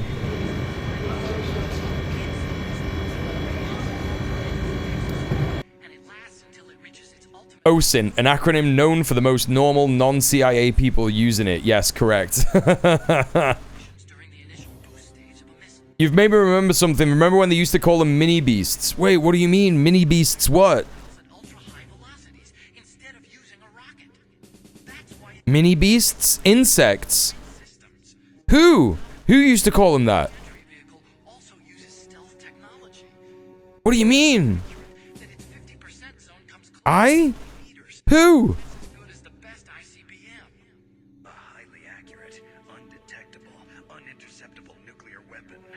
They were referred to as mini beasts as a kid. I don't remember that at all.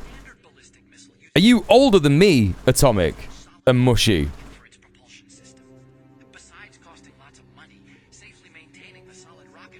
Key Stage 1 science curriculum.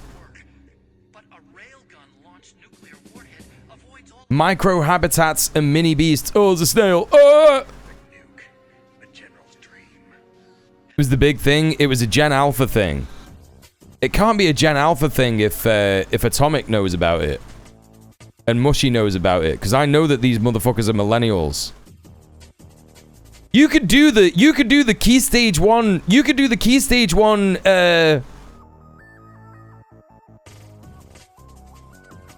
test. You could do them. There's like a test on BBC. Should we try it?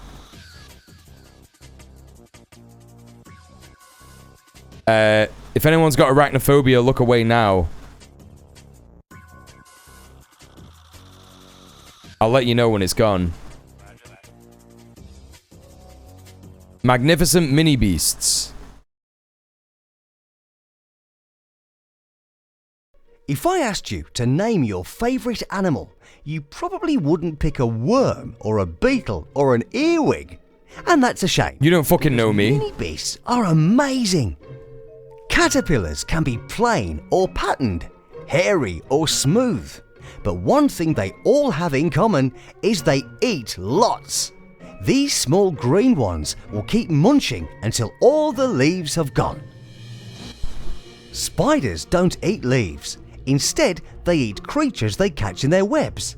With 8 legs, they can move quickly to reach the insects they've caught. An animal that eats other animals is called a carnivore. Centipedes are carnivores too. They have 2 fangs which release poison, and they use these to stop their dinner from getting away. Each tiny section or segment of a centipede's body has 2 legs. So it has lots and lots of I hate legs along the centipedes, length of dude. its I body. fucking hate centipedes so much. Also have lots of legs, 4 on each body segment. They can move really fast, but they don't need to hunt because millipedes only eat plants and leaves. They are herbivores. Earthworms stretch and pull themselves. Hell yeah, forward dude. through That's just soil. me. The tiny tunnels they leave behind makes the soil crumbly and good for growing things in. Gardeners love earthworms, but not slugs. No, no. With thousands of tiny teeth, slugs eat the gardener's favorite plants. Slugs are covered in slime to help them move across dry things. Inside its hard shell, a snail is slimy Oh, too. go away. These stripy shells belong to banded snails. The stripes help the snails to hide in the grass and stay safe. But these beetles want to be seen. Their bright red wings warn hungry birds that ladybirds won't taste good. Earwigs help to keep a garden tidy by eating dead leaves and plants. Fucking earwigs, let's Tiny go. Wings, but hardly ever fly. Stag beetles look fierce, but they only eat nectar and rotting fruit. They buzz loudly when they fly on summer evenings, but they won't hurt you. Mini beasts are amazing. I have an aversion to slugs and snails, yes. How I feel about sea snails is very similar. Pretty much, if it isn't like a vertebrate... Is it a vertebrate? Invertebrate? If it's like slimy and like blobby, there's no way, man. I can't be doing with it. I can't be doing with it at all. Sea cucumber. Invertebrate is without a spine. Yeah. Invertebrate. Yeah. Snails and slugs and mollusks. All that stuff, mollusks. Mollusks are the worst. Don't like that. Don't like any of that. Can you remember all the mini beasts you saw in the video? How many of them can you name? Here we go, chat. This is it. Are you smarter than a 10-year-old? Twitch streamer version. Oh, there's the... I just did the answer. I didn't remember it. I thought that was how you answer it. Google Docs.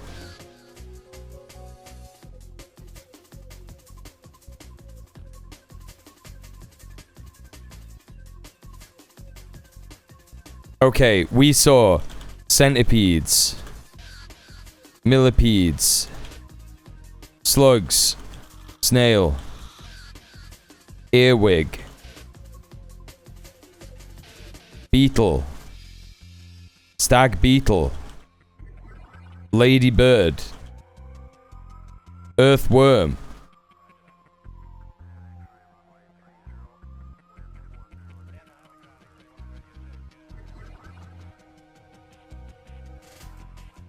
Was it anything with a moth? Was it moths? Was it anything with wings?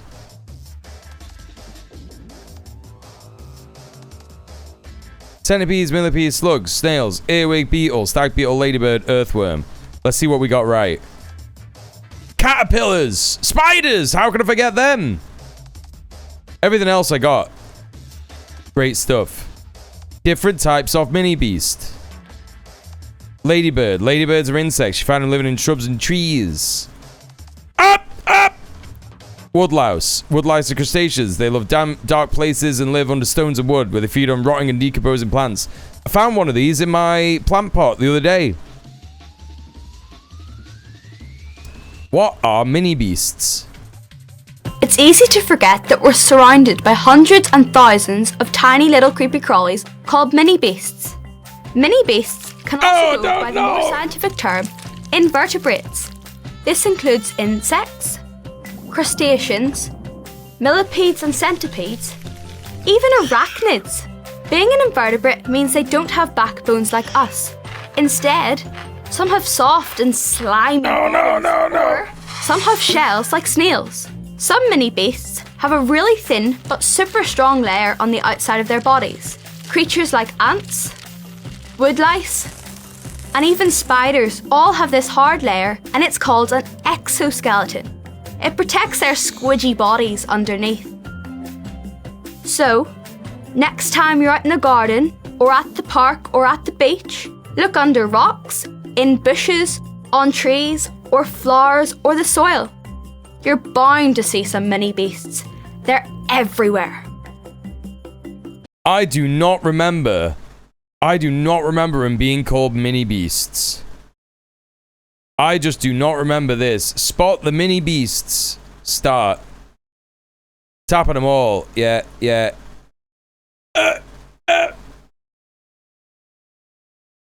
More information. Yes. What do you mean?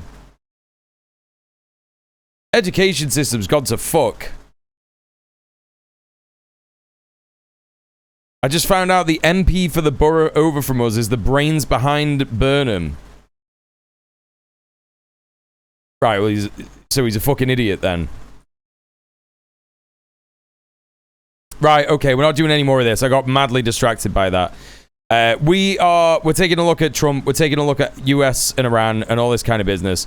Right, okay, so here he is, Trump, posting some AI images of Iran. to be like, look how much I hit Iran. Here he is posting that OSINT Defender account again with an AI image so insane that it's completely, it's beyond belief as to how he actually thought that he could get away with this. But I suppose he just doesn't really care. Like, look at this that's in the sky. Like, what is that, dude? First of all, the smoke looks insane. It's hard to even see, like, what is going on here at all. The smoke doesn't look real. That, I have no idea. I just have no idea what it is. It's the Fawcett constellation, yeah. Yeah, there's some, like, weird, deformed houses that don't really, like, these buildings don't really make sense. I don't know what they are. Like, they kind of look like boats, but not really. The planet is looking a bit odd. It's just really, really odd. It'd be like, that's a special plane. We've got a special plane. And of course, the mouth of Sauron, Barack Ravid, is telling everybody what Trump wants him to tell everybody. With Iran's ceasefire over, Trump shifts to battle for Hormuz. The White House is preparing for what could be a multi-day or even multi-week exchange of fire with Iran over the Strait of Hormuz. The length and severity of the new campaign hinge entirely on Tehran's next moves, US officials tell Axios. Why it matters. A war that began with the goals of degrading Iran's missile capabilities and destroying what remained of its nuclear program has evolved into an open-ended fight over the world's most important energy choke point. That's a funny joke, Barack Ravid. That's a very, very funny joke. Because, of course, what's wrong with this, chat? First of all, this was not a war that began with the goal of degrading Iran's Iran's missile capabilities. It was a war that began to try and stop them enriching uranium. Of course, he does clarify here, destroying what remained of its nuclear program, but it's very obvious here that this is cope. Total cope. And it's evolved, apparently, into an open-ended fight over the world's most important energy choke point. Now, why would that be? I don't know, dude. Wouldn't be anything to do with the fact that Iran said repeatedly, if you attack us, we will close the Strait of Hormuz. And the United States did not listen. And then they closed the Strait of Hormuz. And now they're like, shit, we need to take control of the Strait of Hormuz. But there's no fucking way that they're going to be able to do that. Yes, this is a Barack Ravid article. Of course it is. A US official said the current escalation could last a day or two, a week or a month. Depending on whether Iran continues. So, like, not an answer. Whether Iran continues its attacks on commercial ships in the Strait of Hormuz. It will! So it will continue. We're going to slap them a bit so they understand we're not fucking around. Well, I mean, this is something that you've already done. So, again, nothing new. No new information here. Diplomacy has stalled for now and military pressure is back at the center of President Trump's strategy. It was never not at the center. Come on, man. Trump said Wednesday the 60-day ceasefire outlined in the Memorandum of Understanding was over after an exchange of fire triggered by Iranian attacks on commercial ships. The US then launched a second round of strikes near the Strait of Hormuz, including attacks on infrastructure targets inside Iran for the first time in months. Iran retaliated with attacks on US bases in Kuwait and Bahrain, while insisting it would not back down from its claim to control the state. Shortly after, Trump signaled that US was ready to de-escalate, telling reporters on Air Force One that Iranian officials had called a little while ago and they want to make a deal. Are you enjoying the show, chat? Are you enjoying the show? Every single time he is trying to make out that Iran are absolutely absurdist. They can't help themselves and they're just gonna, you know, attack randomly for no reason. and then the United States goes, no! And then they automatically just, like, want a deal again. It's just so absurd.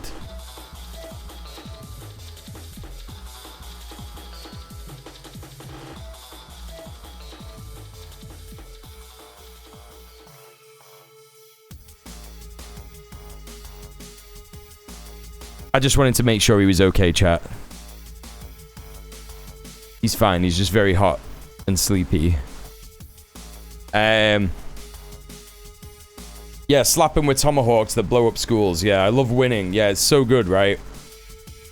Oh, big yawn. It was unclear what call Trump was referring to. Yeah, because there wasn't a call. And Iranian officials did not immediately confirm any direct outreach. Yes, because it didn't happen.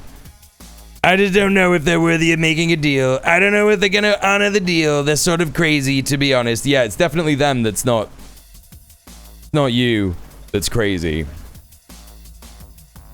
The other side, Iran's top negotiator Mohammad Bagher Khalibaf accused the US of bullying and breaking promises and warned that the strait would only reopen on Tehran's terms. If you strike, you'll get hit. The Strait of Hormuz will only open with Iranian arrangements, not American threats. Oh my god. The big picture, reopening the Strait of Hormuz and restoring freedom of navigation for commercial ships has become a central goal for the Trump administration, mainly to stabilize global energy markets. Wow, that's crazy. For Iran, maintaining control over the strait has become a key objective in any deal to end the war. The issue was a central provision in the US-Iran Memorandum of Understanding and conflicting interpretation of the strait clauses are now causing the deal to unravel. No, it's not conflicting. It's just the US refusing to comply. That's what it is. Hey, Morgana. Hey, Susie. Morgana says, "Oh my gosh, got pink again." Morgana, I'll tell you again what I told you last time when you were happy that you got a color that you like, which I think was pink. You could change what your username's color is permanently in the Twitch chat settings. What's up with the dono goal Melpo cam inconsistency? I got a big dono from Johnny earlier in the day before the stream. So I'm just chancing it for more donos. That's what's going on there. You prefer random. That's fair enough. I just wanted to make sure you knew.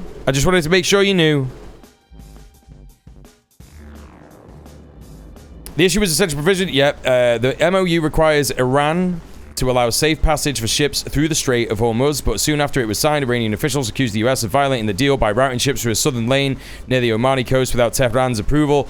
That is not the only thing that they complained about the US doing, but okay, Barack, you just ignore that stuff. US officials say the White House believes it's more room to escalate because of hundreds of oil tankers have managed to leave the Gulf through the Strait in recent weeks. Yeah, okay, so it's like, all right, there's less threat now. You know that oil tankers have to get in as well, right? You understand that, right? This is insane if this is what they've said. Oh, yeah.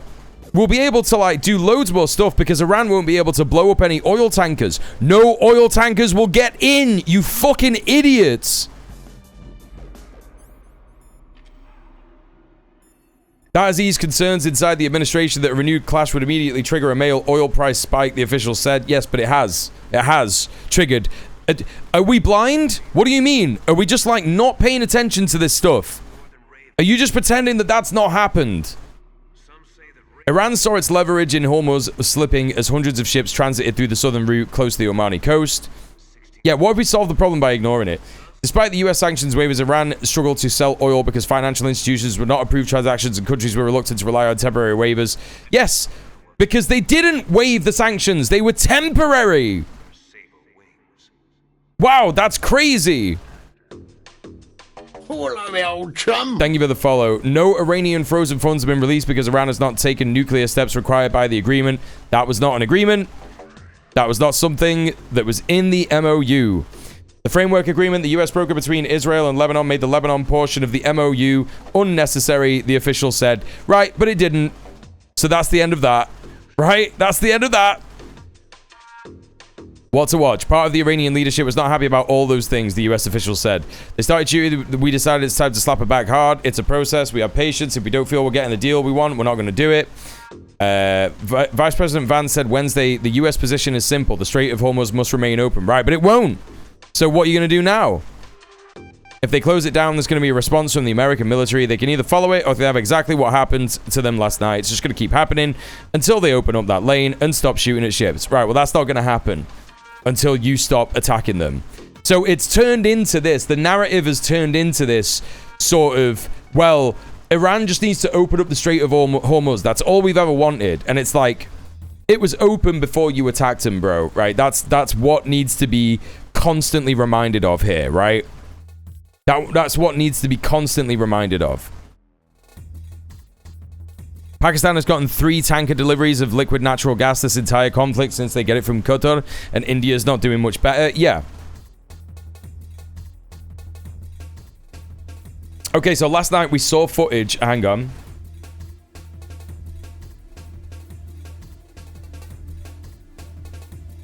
There he is. So last night we saw footage of the Chabahar Maritime Traffic Control Tower that was bombed by the US in these attacks. And we couldn't really see it, but the Cradle here, which is a great source for news from the region, has a bit of a better picture of it. And you can see the damage that has been done. However, it's not exactly been leveled, right? So you can see quite clearly here, this is a video that someone in the region has taken.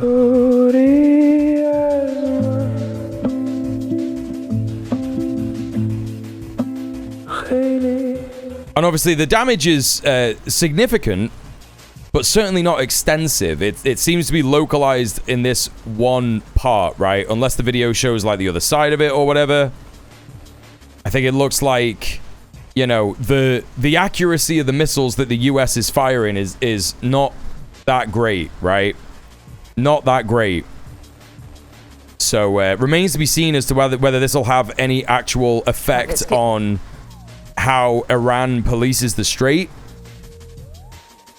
But let's take a look at this. This is Al Jazeera reporting on US-Iran diplomacy done as Gulf strikes risk wider regional war. Analysts warn. Let's take a look at what this report is saying. More on our top story. The US strikes Iran and Iranian attacks here in the Gulf. Joining us from Doha is Ambassador Joey Hood.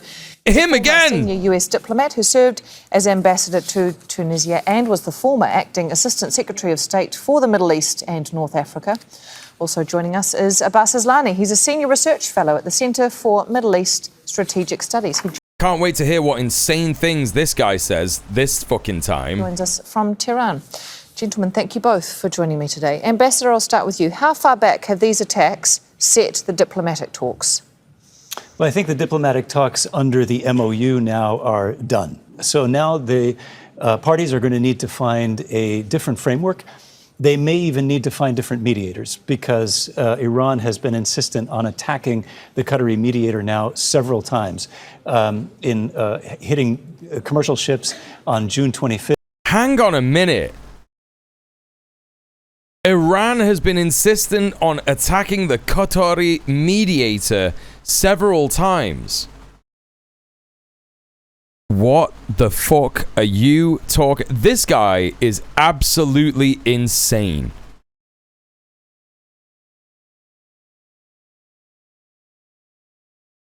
I just think that this guy is CIA. Genuinely, after the fucking interview that we watched with him yesterday, this guy is just CIA. I know it's Qatari state-affiliated media, Al Jazeera, Mia, but Al Jazeera has been far better over the last couple of fucking, weeks, considering all of this stuff. But the thing is that Qatar knows that Iran is not targeting its mediators. It's insane that they got this guy on, and this guy is like the ambassador, like the US ambassador, or he's like an ex-mediator or ex-diplomat or something like that, right?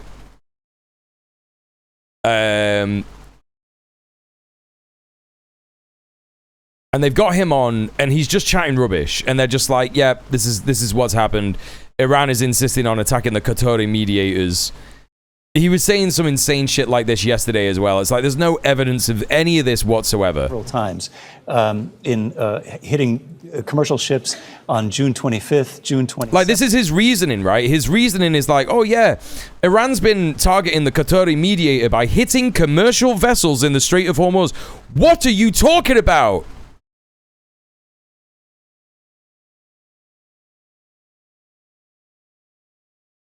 Were they on those boats?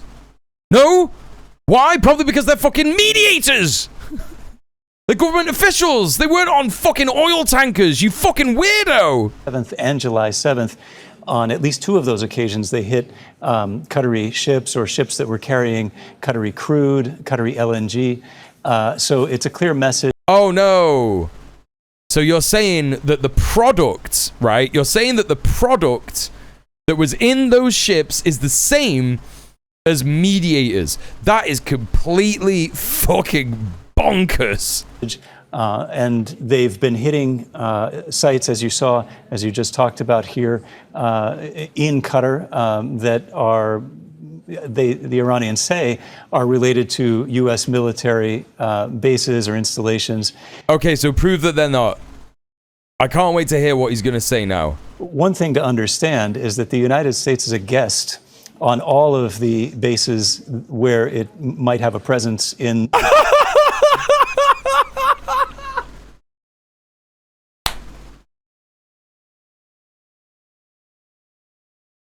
No, you see, actually, these U.S. military bases, they're actually just kind of like hotels. They're ours. Yeah.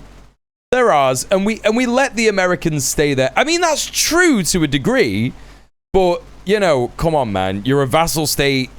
You're occupied. It's the same as the United Kingdom. You know, come on, man. Get over it, dude. We've all got to admit it sometime. We're just vassal states. Middle East. These are Gulf country bases that are used for training, for exercises, for other things by the U.S. military.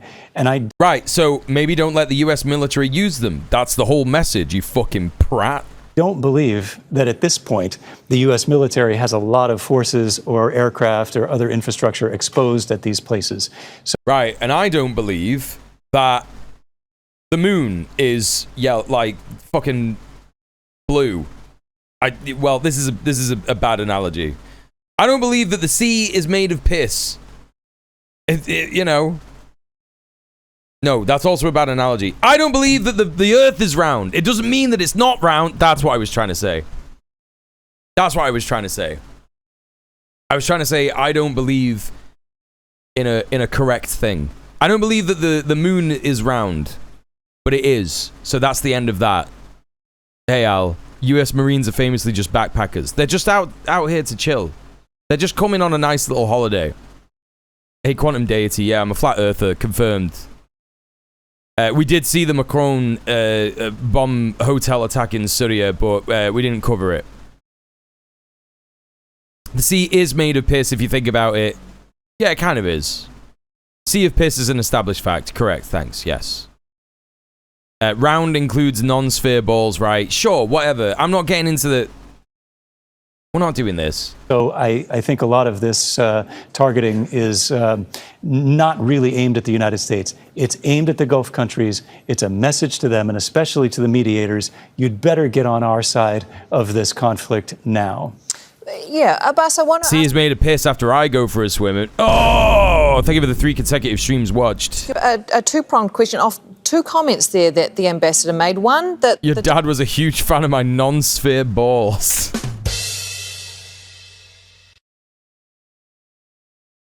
Diplomatic talks seem to be done at this point. There's no real reason to continue them, it would seem, given where things are at. But also, if Iran is focused on the Strait of Hormuz... I love that the Iranian guy is just given a different question. He's just given a different question, isn't he? It's just like, oh, what do you think about the, all this stuff? And like the CIA guy just gets to have said all the things that he said that are just like completely insane, bonkers, like really reaching. You know what I mean? Like really, that bit about him saying, "Oh well, you know, these are just places that U.S. troops go to." It's the same as if they went to a mall, right? Like, that is a reach, bro. That is like a reach. These are just military bases where the US troops go on holiday. Like, come on. And the guy in Tehran, the presenter isn't even saying, would you like to refute any of that stuff? What's your take on this? And a protocol there. Why No, bother here's a with different question, retaliatory actually. attacks? Because They're just out for a Sunday stroll, you know? As I have been hearing, Iran has suspended the talks for a final agreement with the United States as a result of the manufacturing consent was on something. Yep, it's true. By Donald Trump. From Iranian perspective, the U.S. strikes against Iran is due to the Iran holding the line on its new security arrangements in the Strait of Hormuz by the book and under Article 5 of the MOU. It seemed that initially Donald Trump was seeing this MOU as a suitable off-ramp from a war with Iran and its consequences. Oh, chat, now that the actual, like, air has cooled down in general, in, like, with it being nighttime, the sun going away, the fucking beanbag fan is doing bits. Is doing literal bits. I can't recommend it enough. Just get a bin bag, wrap it around your fucking fan, poke some holes in it, bit of gaffer tape. That's crazy. Air cools when it expands, so force it through a small hole. That's it, chat. Yeah, look at it. For those of you that are just joining us. Yeah. The air is being blown out of the small holes, coming in through the back. Yeah. Space in the back there.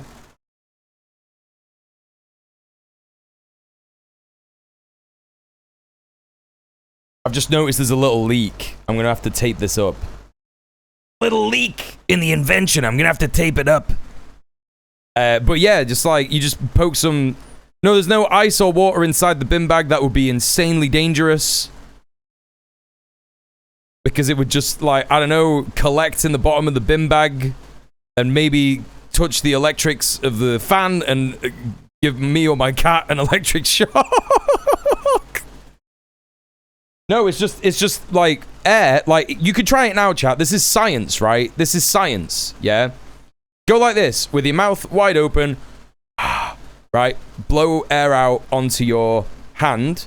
It's hot, right? Because the temperature of the air coming out of your body is 35 degrees.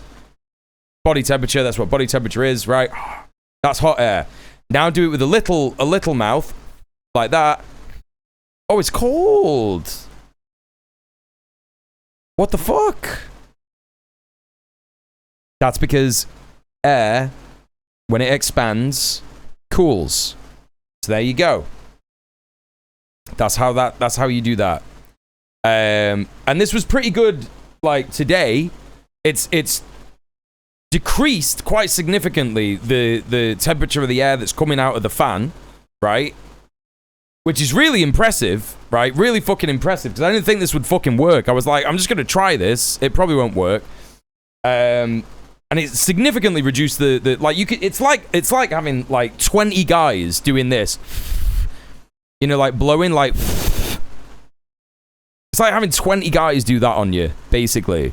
But you do have to have it pretty close to you, like, during the day, because, like, the air around, like, is warm, and then as soon as it gets to, like, the rest, right, it will, you know.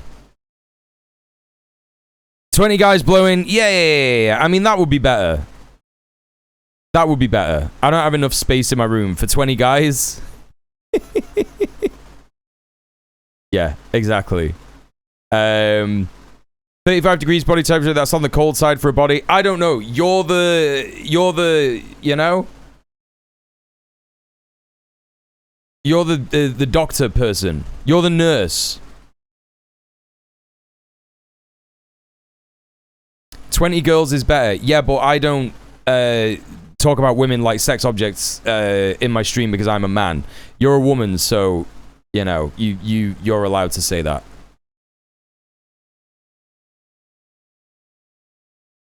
And the chatter knows that that's... So well done, chatter, for knowing not to you know... It's okay for men to be spoken about as sex objects. But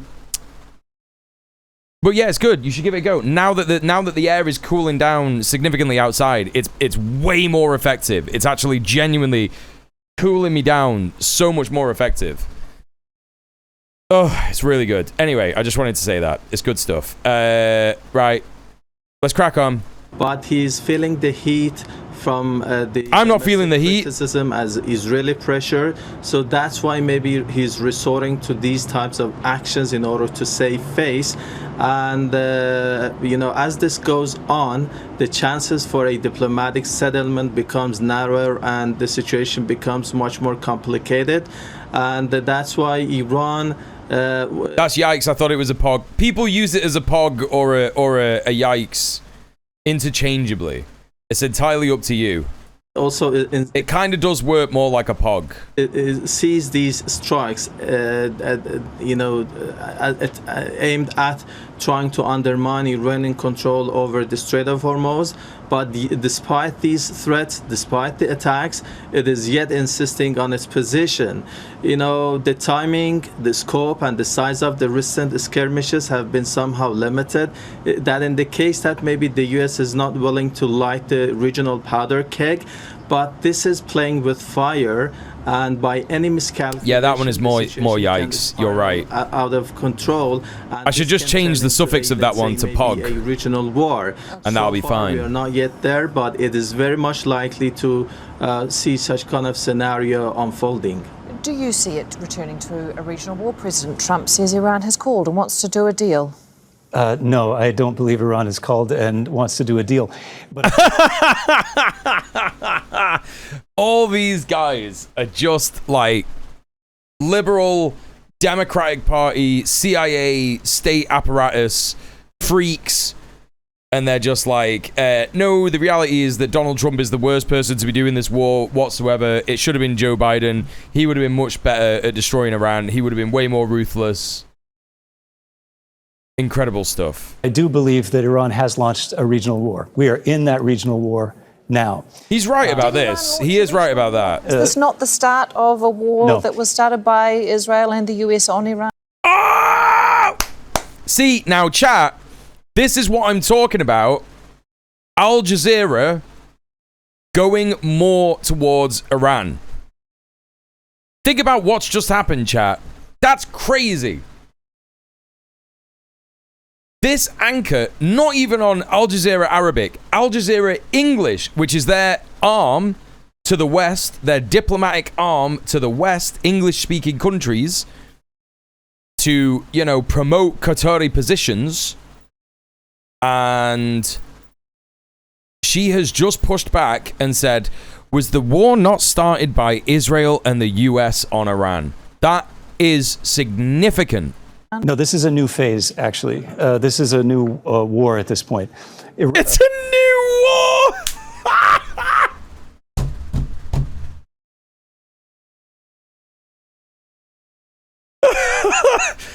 Okay, buddy. Donald Trump made a strategic mistake in attacking Iran in the first place. Then Iran responded with a... He's a fucking Democrat. He's like, yeah. The Democrats would have done this properly. It was a strategic mistake to attack Iran in that way, and he should have done it in this way. He should have always been trying to take control of the Strait of Hormuz. That's great. Strategic mistake. That's great. By attacking the Gulf countries so much, if it had concentrated its fire on U.S. Forces and on Israel, then I think the rest of the region and the world probably would have retained some sympathy for a regime that was fighting for its survival. See, now you're a white guy speaking for Gulf countries, you know? I know that there are certain Gulf countries that aren't particularly bothered by that and are somewhat open to it, like the UAE, yeah? But generally speaking, particularly Qatar at this stage is very, very, like, this is probably a stupid fucking idea. This is a fucking stupid idea to be saying this. You should think that Iran attacking the US military bases in your countries is evil and wrong. It's new war, so Trump's mana resets. It's a new war, so America gets a free turn. The timer has to start again. Yeah, it's like when you press end turn in medieval Total War 2. We're all goldfish brains. Time exists within 24 hours, then disappears instantly. Material analysis. What's that? I have a war to sell. Correct. Especially after Trump made some of his more heinous comments about ending civilization and so forth. But by then responding... This guy is so interesting. He is like a centrist between the kind of war that Trump is doing and, I don't know, like, not liking US imperialism. It's so insane. Like in terms of like far right, he's a centrist between the far right position and the center right position. Or like maybe the center position. It's so insane. Even after hostilities formally ended, by hitting the Gulf countries... No, that's what I mean. That's why I changed it, because he's not a centrist. It's not that he doesn't like US imperialism. It's that, like, I don't know. He's just saying too many contradictory things. Infrastructure, their commercial ships. It's hard for me to do a proper analogy. So many times, Iran has made it extremely clear at this point. He's probably trying to thread a needle because of the outlet he's on. No, he's doing American CIA propaganda, and he doesn't give a fuck. He's completely unashamed in that. You know? They just got him on because he's like a US guy that will speak to them, who isn't like a Republican freak who's like saying all kinds of things. Well, these Arab countries should be proud of our US military bases, brother. You should be proud to be taking Iranian bombs for the American people. They have taken the opportunity of this new regime and this new situation to launch a war that they hope will give them it's a hot day. The analogy was bad. I'm sorry, chat. Custodianship over the Gulf economies, and therefore a lot of influence with especially the countries in Asia that are highly dependent on the petroleum coming out of the Gulf, and other countries as well that are affected. Is he going to start saying that countries in Southeast Asia should start attacking Iran again? by the price of oil and the availability of those products? Mr. Aslani, relations with Gulf neighbours of Iran have most definitely been strained by its actions in this conflict, no matter who is pinning the blame on who. And with continued attacks like we have seen over the past couple of nights, and those attacks on Qatari tankers in the Strait of Hormuz and the likes, what is Iran going to do to actually bring this conflict to an end? What can it do? Because it is still alienating its neighbours. It's doing more damage to the region instead of bringing this conflict to a close. Well, Iran was doing the same thing it was doing prior to the war, meaning engaging in diplomatic negotiations and track in order to find a negotiated settlement. But the United States back then, along with Israel, attacked the country. I just checked to see if I could see her live. At the time that progress was being made in the talks, and the regional countries were facilitating and mediating those negotiations. Yet again, this is happening, so we cannot expect Iran not to engage in self-defense, because there has been, misinterpretation and misconceptions in the United States and the West that when Iran shows any sign of flexibility, this is interpreted as a sign of weakness. So this could have been AQTTSACC seen as a red Oh, is it confirmed? And additional attacks against the country. And despite this, Iran has been trying to somehow control the scope and the size of its reaction to American actions, despite the recent war and the aggression by the United States that provoked a situation that somehow strained. Hey, Jersey Texan, how you doing? Thank you for the lurk. We're seeing some, let's say, communications with Iran and regional countries. There has been some discussions between Iranian officials and their counterparts in the region, which is aimed at amending those ties. This is not something to be liked by Israel, and the United States tries also to create division between Iran and its neighbors. But developments are also impacting the atmosphere. But I think yet there is some motivations regional countries as well as Iran in order to improve the relations despite the recent challenges and ongoing ones.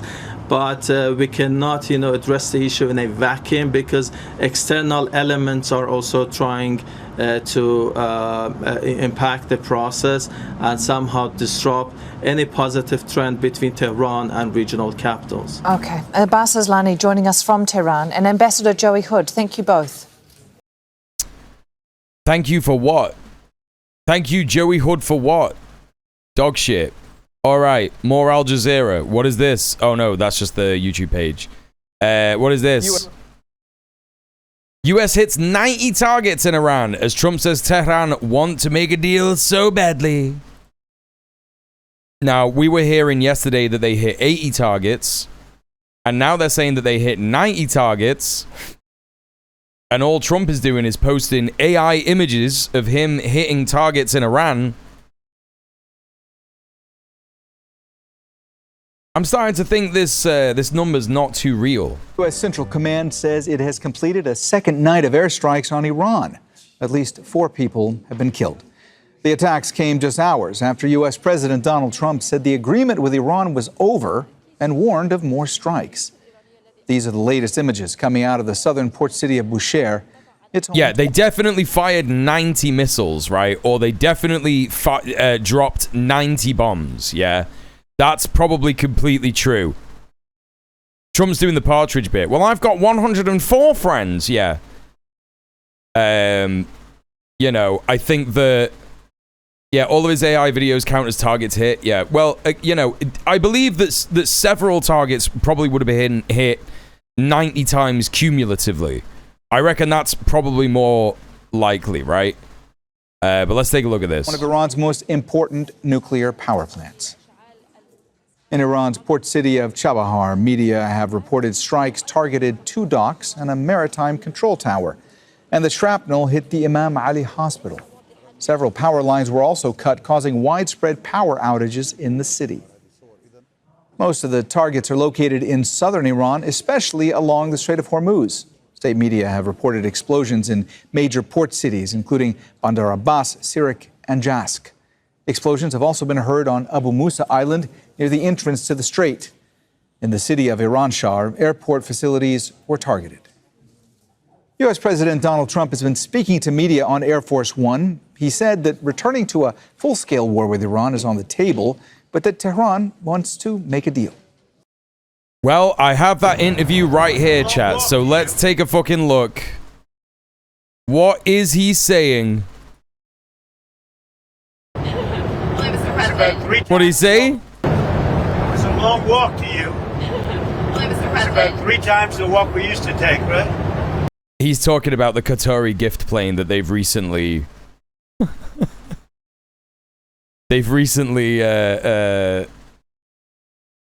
redone up.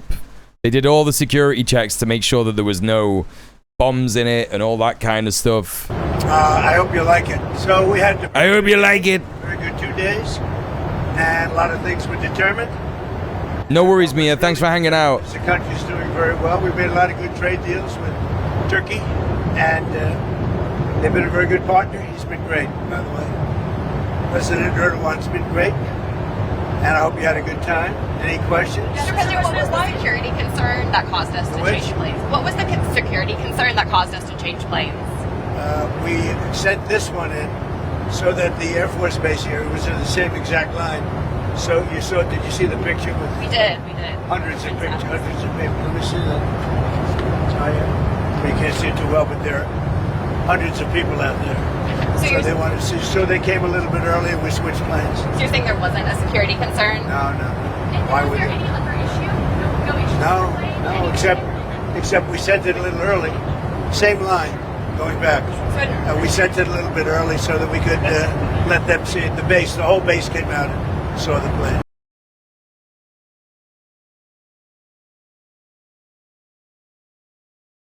Let me see that. Oh, yeah. You can't see it too well, but there are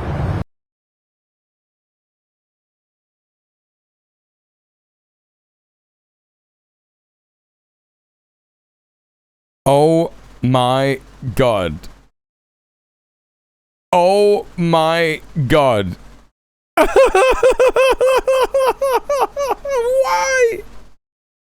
Why are they doing this?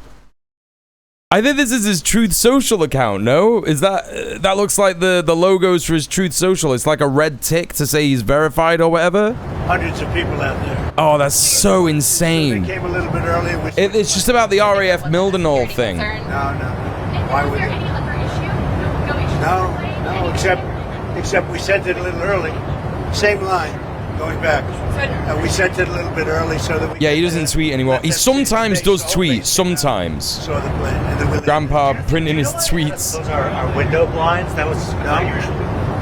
Well, yeah, because you're, probably on a dangerous flight because of the sleazebags that we have to deal with. So you think that Iran was possibly thinking of trying Well, I mean, if they asked you to close your windows, probably they feel that way. They didn't ask me to close mine, but if they had done it.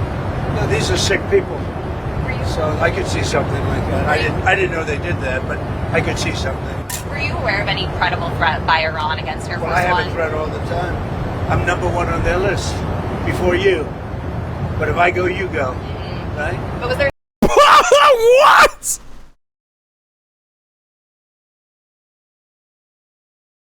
He is being extra insane today. So perhaps someday you want to change professions.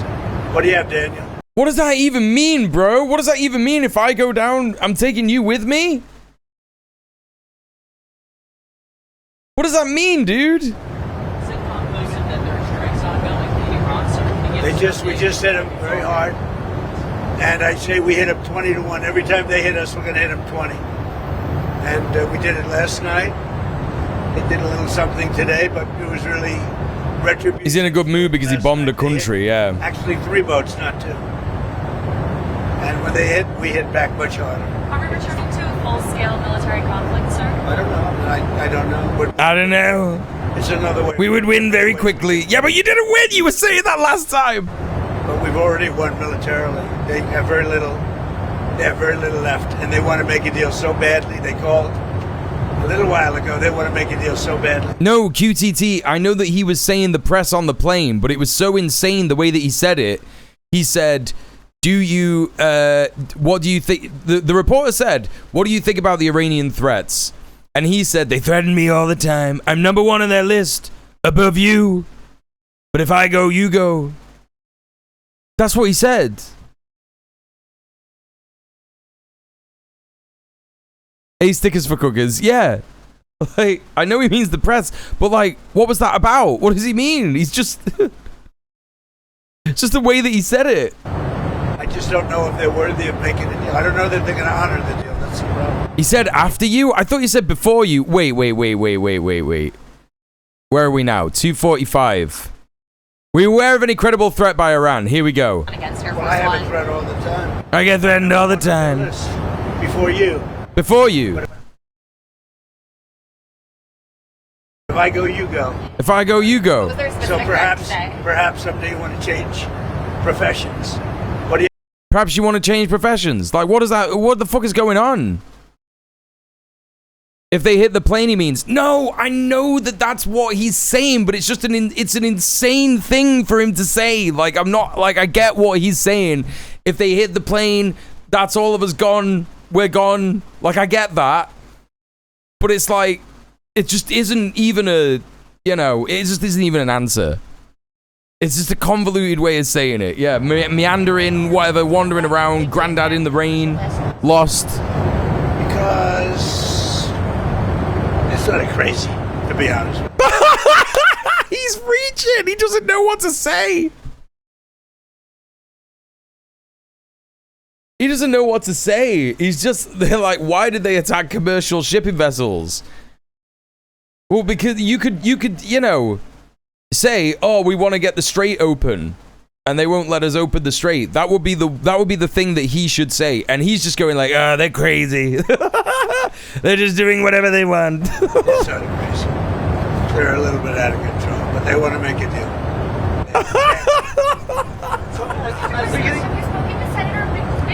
He's just thinking about Erdogan's pecs. I have no idea. I have no idea how he's doing. At the beginning of before This is an insane press conference for him. spoke. Who are you with? Reuters. You had Not the best. you had issues with leaders of Spain. Raiders, not the best. Spain, I will say, I did have issues with Also Spain, Germany. and I still do. But Spain came. Yeah, back the all real way. answer is that they're forcing him through unapproved routes, right? That's the real answer. But if you wanted to give, like, you know, the correct imperialist answer, the correct answer that an imperialist dictator would give about, like, why are they bombing? Like, he would be saying, we're trying to open the strait, we're trying to get the oil flowing, they won't let it out, we keep asking, they won't do it. That's the kind of thing he'd normally say, but now he's just going, they're crazy, they do whatever they want, they're smoking crack. Spain was very generous today.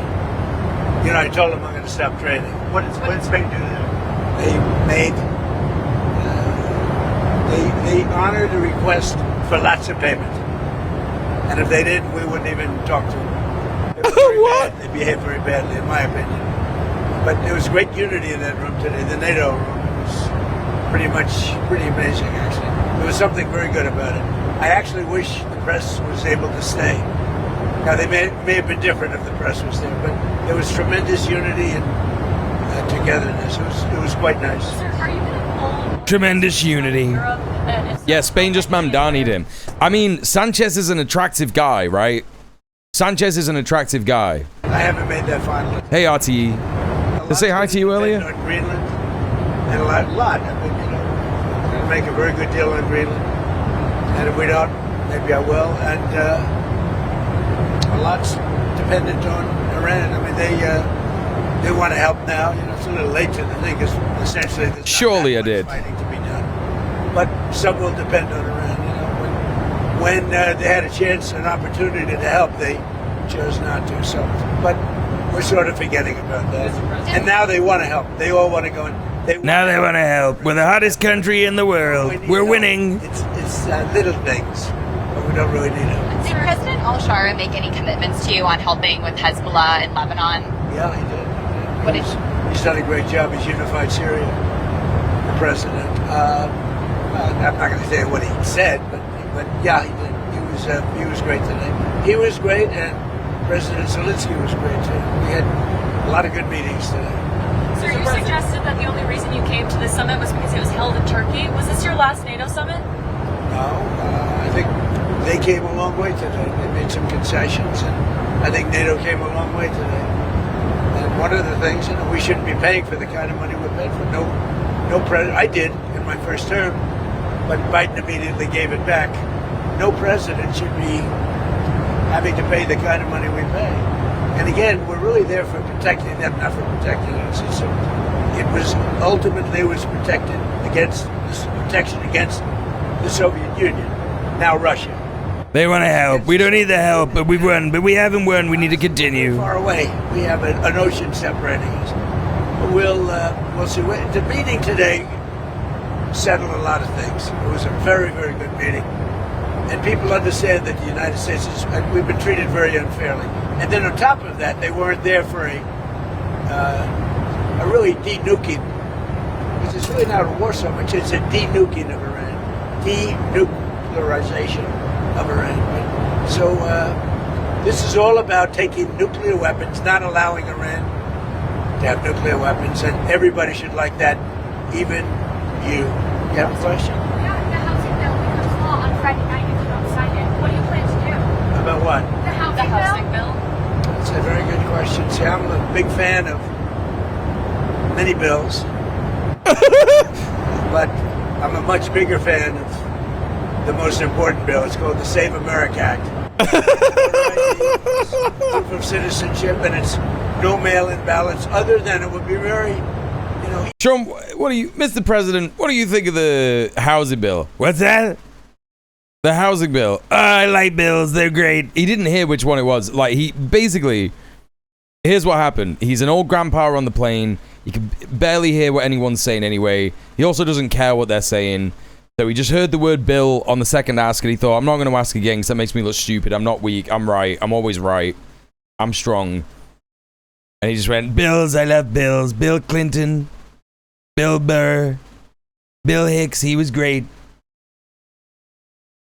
The Save America Act, that's the only important bill for me. Easier than this, frankly, but military, I'm the best at bills. illness, disability, vacations, you can't get there, you're away, business. But other than that, you should go and vote. And if you don't, people cheat. People cheat. You look at California, look at what happened to the Spencer Pratt thing. I mean, with the votes, hundreds of thousands, probably millions of votes gone. Well, he didn't make the runoff. He was so far ahead of third place. It was ridiculous. Maybe ahead of first place. But look at that. Look at what's happened with Steve Hilton. Had the U.S. attorney not started an investigation, they would have gotten Steve Hilton out too. So it's a very we're a third world country in some states. What? With respect to voting.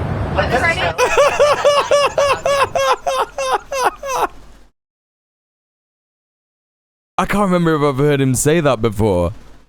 That's fucking great, dude. Oh my god. Friday is the deadline after which the housing bill. Maoist Trump coming out I'll again. make a decision. Not that I dislike it. I dislike the fact that people aren't voting for voter ID with a picture. How can you not vote for voter ID? And by the way, the public... Are you not voting for voter ID with a picture? Voter ID... 94%. Citizenship, no mail-in ballots, other than with the exceptions. On Venezuela, did you tell Machado not to go back to Venezuela the other week? And what's your relationship? You mean, did I tell him a long time ago? No, not Maria Corina Machado, the opposition figure. Did you tell her not to go back? Oh, no, not at all. He forgot who she was?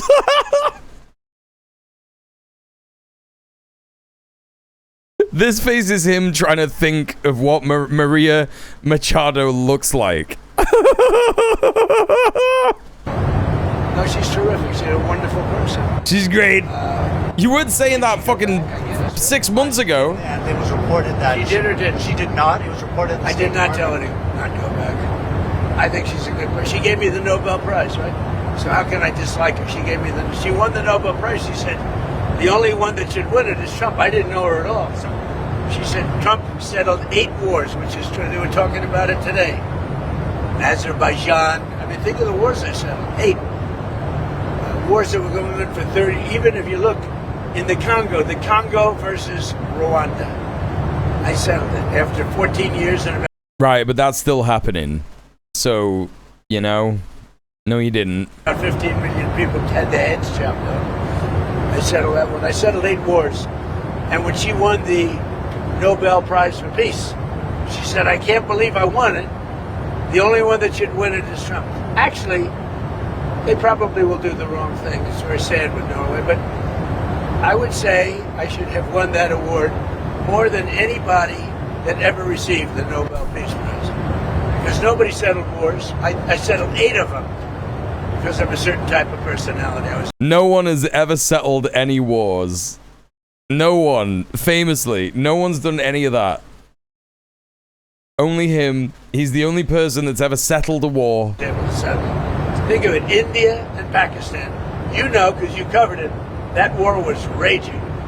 They were a week into it, 11 planes were shot down, and that war was going to go nuclear. The Prime Minister of Pakistan said President Trump saved from 30 to 50 million lives. Well, guess what? It could have been a lot more than that. Do you think Democrats should be able to pick a replacement? A story that hasn't gotten a lot of attention. Starting on July 1st, Medicare is now covering GLP-1 drugs for weight loss only. It's the first time it's ever happened. It happened under your leadership. Yeah. How big of a deal is that for people? Well, because of favored nations, the drug prices have come down tremendously, and also because of favorite nations. Trump RX, it's been unbelievable, the price cuts. But take a look at what we've done in terms of favored nations. We paid the highest drug price in the entire world, and now we pay the lowest drug price in the entire world. Yeah, that's going really well for the UK. That's famously going really, really good over here. And that means 400, 500, 600% difference. Think of it. And also, it's not true. Doesn't want to write about it. And to get that, I had to get the drug companies to do it, and they were good. But they were good because they knew that I couldn't get the countries to do it. You had to get both. And I called the countries. I said, if you don't do it... 600% cheaper. And every country agreed to it. So we went from the highest drug prices in the world, like in New York, a pill would cost $130, and in London it costs $10. So now it costs $20 and $20 because the world is a bigger place, so it's not really split 50-50. Because the world is a bigger place, so it's not really split 50-50. This is great. So we got it down, and it's a great question because that should have a huge impact on healthcare because prescription drugs is a big price, but prescription drugs have come down 400 to 500 to 600% under Trump. And that alone should win us the midterms. So what, like you get paid for taking prescription drugs? We're in negative numbers. Thank you for the follow. We're in the negative. They'll give you 4 times the price back. Hey, Bri. Oh, God. Oh, my God. And the Democrats will terminate. He's not been this zesty for a long time. Somebody else like us did, as I call them, the Democrats. Democrat, you know what a Democrat? Democrat. Democrats should be able to pick a replacement for Graham Platner. He's had all these new allegations that have come out. Now Democrats are talking about picking a replacement for him. Should they be able to do that? They're picking what? A replacement for Graham Platner. A picking what? Steps out of the race. So he won the primary. And now there's these new allegations. It's very hard for them to do. And it's really a question of whether or not you believe the woman. A lot of people say big falsehoods. Damn, that's crazy. I didn't know Ryan Grimm was the president of the United States. It's, he's in a bind. He's in a bind. But should they be able to do it? Well, I guess he's going to lose. He's in a bind. I imagine he's going to lose. It's very interesting. When was this? Had he already? Oh no, this was like yesterday. He like stepped down today, yeah. A Republican woman came out with the same charge. Nobody believed her. When this woman came out, everybody believed her. Right, Doug? Did you get any pictures of it, Doug? You don't want them. They wouldn't sell them. So, any other questions? Yes, sir. A new Federal Reserve working paper came out, and it suggested that the illegal migration surge under Joe Biden caused housing costs to spike 30%. What is the lesson to be learned in that? What's happening is housing costs are going down because, and rental costs are going down because we're getting so many illegals out of the country. No, that's just not true. Yes, you're deporting people who are brown and black, but it's not causing rent to go down. That's not how that works. But Joe Biden raised the cost of housing by 40 and 50%. The cost of rental, because they were housing illegal aliens in all of those empty units, and now they're coming down because we're removing people that are here illegally, criminals from the Congo, from Venezuela. We love Venezuela, but he literally only mentioned the Congo because he remembered the name of that country before when he was boasting about ending a war that he didn't end there before. He emptied Maduro. Just remembered it. They opened up their jails, they let them in, but many countries did. This is the Qatar plane, 25 million people, and we've gotten, I think we're getting most Well, you know, I'm just a Brit, Jersey Texan, so, you know, forgive me if I'm wrong, but what I've heard is that there are several Air Force Ones anyway, right? And this is just like the one that he likes to be on the most. Bad ones out, and we start the process, but we've done very well on that. But it was a tremendous... It's whatever aircraft the president is in, yeah. By allowing you don't even think of that. And you know who paid for it? The federal government. So the federal government just... Are they not all the same? No. Prices, all of these houses, to service illegal immigrants, but they're not taking care of our soldiers. I'm just a Jersey girl, a New Jersey girl. Oh my God. Sad thing. Enjoy the flight. Thank you, Mr. President. Thank you, sir. It was number 5 or 6 or 7 today. And every question is a kill. But then we have Daniel and some very good reporters. You're a great reporter. Unless it's a helicopter, those are Marine one. Is that right? Thank you, Barack. Welcome in. Much, everybody. Thank you very much. I'm going to take the long walk back now. The long walk back to the presidential pedophile chamber. The United States says it's 90... Oh. All right, let's go back to this. We just hit them very hard. And I just... U.S. Central Command says it hit about 90 targets in Iran in the latest round of strikes that began on Going back in his night. goop. He's going back in his Harkonnen Kimberly goop. Halkett is in Washington with How's the more. Dokkan level looking? That's a great point.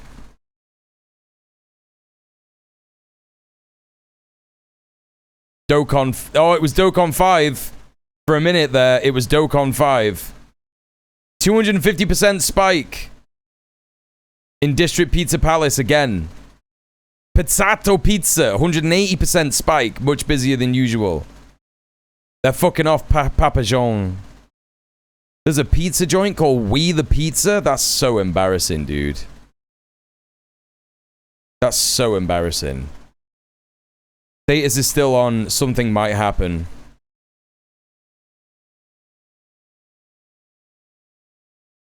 Bilateral threat monitor. USA, Iran, high. Russia, Ukraine, high. China and Taiwan is crazy, bro. Absolutely crazy. What is this timeline where this website is a thing? Yeah, we were talking about that yesterday. Let's have a look at the gay bar index. Freddy's Beach Bar is as busy as usual. The little gay pub is not reporting. Strip joints. The Players Club, much busier than usual. Near Joint Base San Antonio. Yep. They're flying troops out, chat. They are flying troops out. What is that site? It's the Pizzant Watch, which is the Pentagon Pizza Index. And yeah, it's basically sales analysis from various different places near the Pentagon or near US bases in order to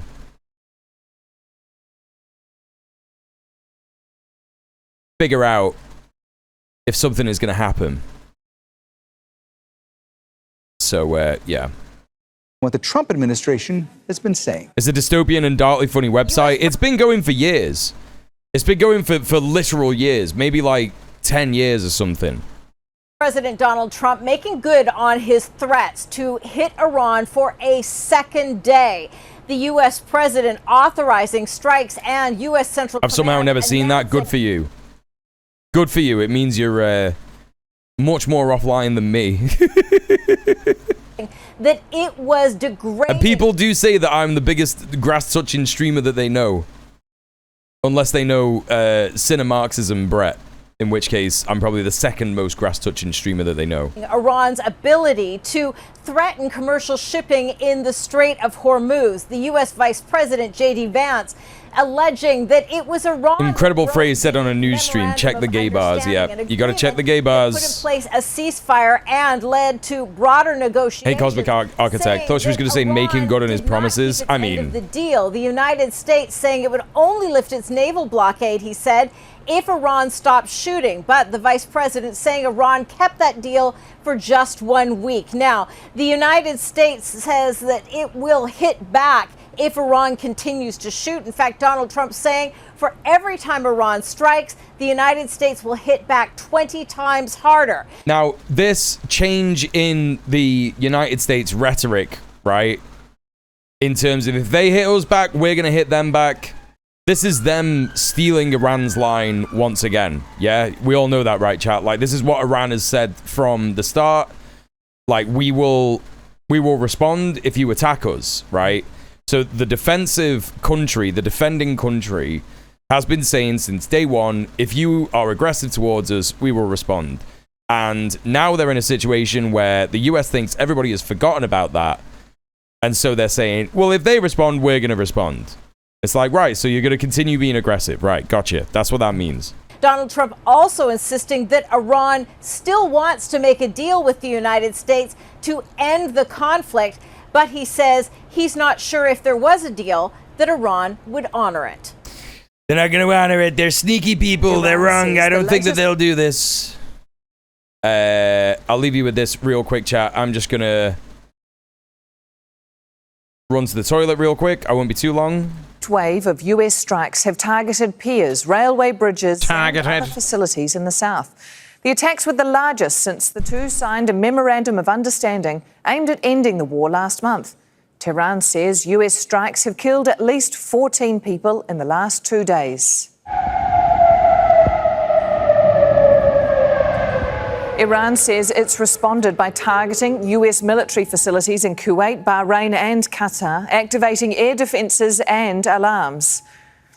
Tehran's also lodged formal complaints with the UN Secretary-General, accusing Washington of attacks against its sovereignty. It says they're a breach of the ceasefire agreement with the US and a violation of the UN Charter. President Donald Trump says the latest strikes are retaliation for attacks on ships in the Strait of Hormuz, and he's warned worse could be yet to come. Speaking earlier to reporters on Air Force One, US President Donald Trump said returning to a full-scale war with Iran is on the table. But Tehran, he says, wants to make a deal. We just hit them very hard, and I'd say we hit them 20-1. Every time they hit us, we're going to hit them 20. And we did it last night. They did a little something today, but it was really retribution for last night. They hit actually 3 boats, not 2. And when they hit, we hit back much harder. Are we returning to a full-scale military conflict, sir? I don't know. I don't know. We'd win it very quickly. It's another way of doing it. We have many ways we can win, but we've already won militarily. They have very little. They have very little left, and they want to make a deal so badly. They called a little while ago. They want to make a deal so badly. I just don't know if they're worthy of making a deal. I don't know that they're going to honor the deal. That's the problem. Most of the targets are located in southern Iran, especially along the Strait of Hormuz. State media's reported explosions in major port cities, including Bandar Abbas, Sirak and Jask. Explosions have also been heard on Abu Musa Island, near the entrance to the strait. In the city of Iran Shah, airport facilities were targeted. Tehran's chief negotiator, Mohammad Baghir Ghalibaf, has posted to social media after the latest retaliatory strikes by Iran. He says America still hasn't learned that bullying and breaking promises are no longer cost-free. Let me put it plainly, he said, if you strike, you'll get hit. Don't flail around pointlessly or you'll sink even deeper. The Strait of Hormuz will only open with Iranian arrangements, not American threats. We have our correspondent standing by for us on both sides of the Gulf. Axel Zaimovich is here in Doha. But let's begin in the Iranian capital with Ressel Serda. Ressel, Iran was subjected to heavy assault from the US. Can you give us a sense of the scale of the attack? Well, this was the largest U.S. attacks on Iran since ceasefire was agreed in April, and definitely since the Memorandum of Understanding was signed. So we see in several locations, indeed. So Kashm and Abu Musa Islands in the Persian Gulf, in Strait of Hormuz, and also Ahwaz, Konarak, Bushehr, Bandar Abbas, Chabahar, Jask, and Iran Shah. So, and we see particularly in Chabahar that the energy facilities were targeted. So 3 power facilities, and also there have been, as a result of these attacks, an electricity outage took place. So now the authorities are saying that largely they are restored. But there is a new element here. So far, we have seen the patterns of the U.S. attacks were mostly focusing on the cities and islands in or around the Strait of Hormuz or the Persian Gulf. But now we're seeing that they have hit the city of Akkala, which is a northeastern city of Iran. And that is quite important because when the American blockade was imposed over the Strait of Hormuz, Iranians were trying to explore alternative routes for the trade. And the roads going through Akkala were quite essential for Iran, connecting the country to Turkmenistan, to the other countries around in the north of the country. And then Americans have hit a railway over there.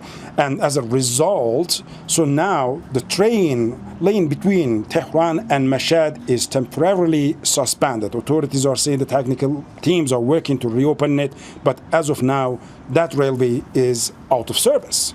OK, so an indication there that these were quite strategic attacks. What has been then the response from Iran? Well, Iranians are saying that in response, so they have attacked. What did I miss, chat?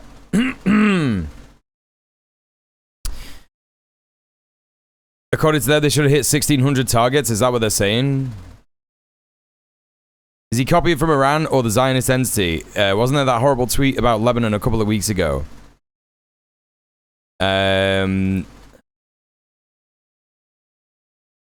Iran always comes across as the rational actor. I don't know how USA thinks it's the opposite. Probably because they're all crazy terrorists as a mainstay of our media. No, I don't think that person is talking about USA people. I think Bry is talking about yeah, the way that the US is trying to portray this. Yeah.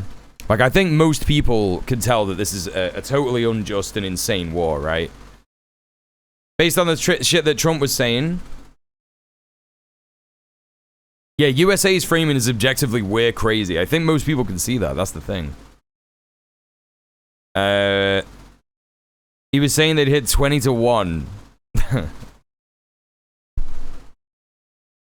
Okay. Yeah, there's no way. Well, CENTCOM wasn't saying that Iran had hit 80 targets. That was IRGC. So, yeah. Yeah, he's saying that they're going to hit 1,600 targets. There's no way that's going to happen. It's just all bluster. It's total bluster. And it's desperation as well at this point. Yeah,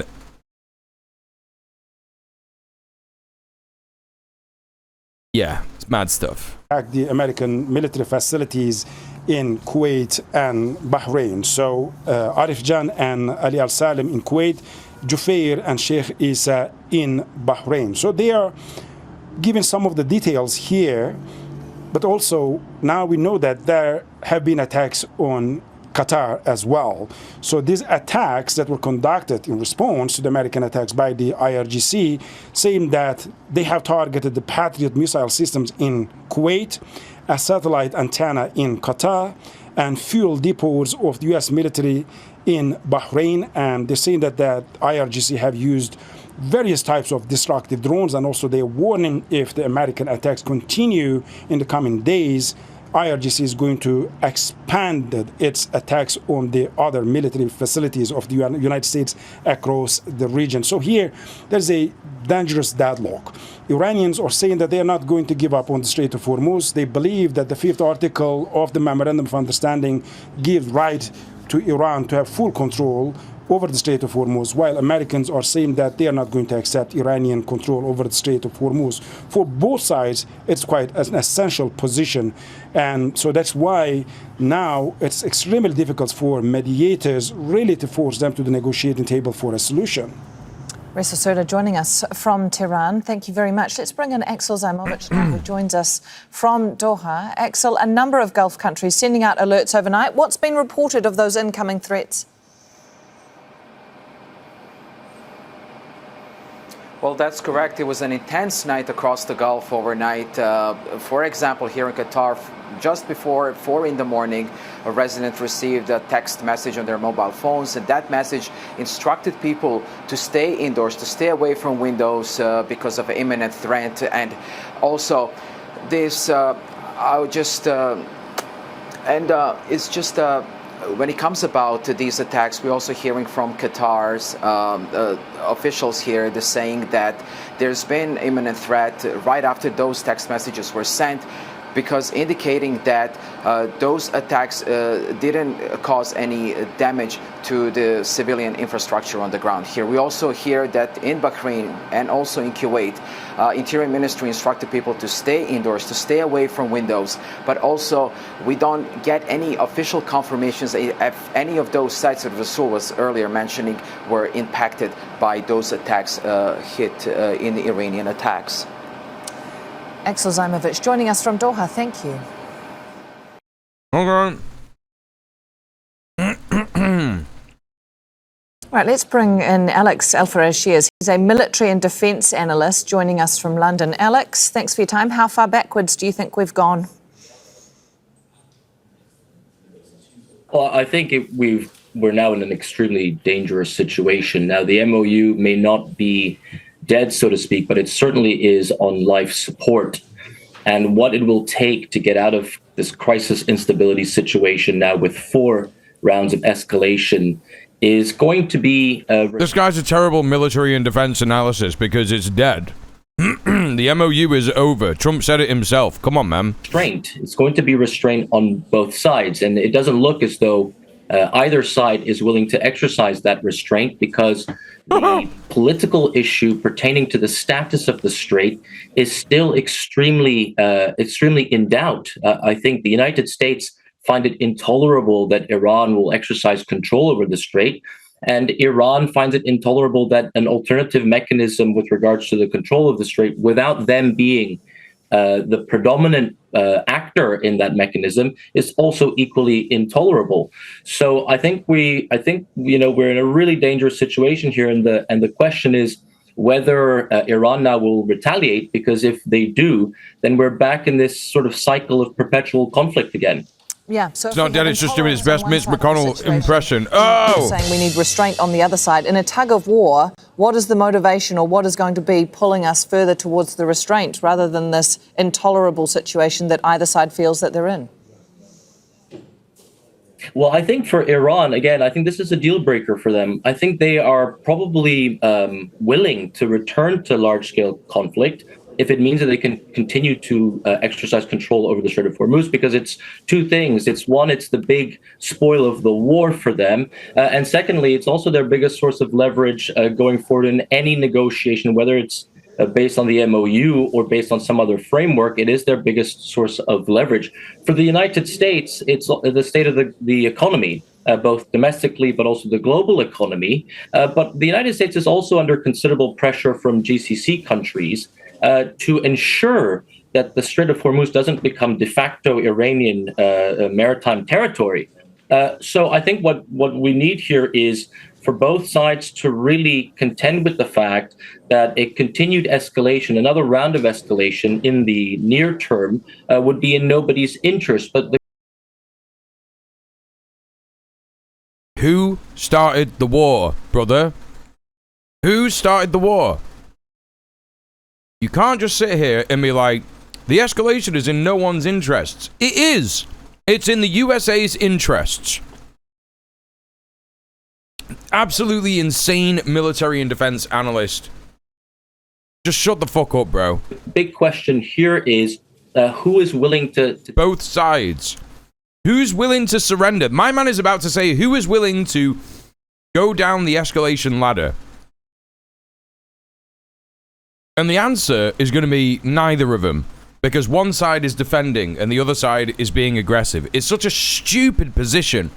It's absolutely fucking brain dead bullshit. Absolute garbage, man. More hits. Who is willing to absorb more pain? And then, of course, as a result... Oh, okay. You didn't say that at all. That's my bad. that who is then willing also to cave in, to concede? Oh, he did! He did!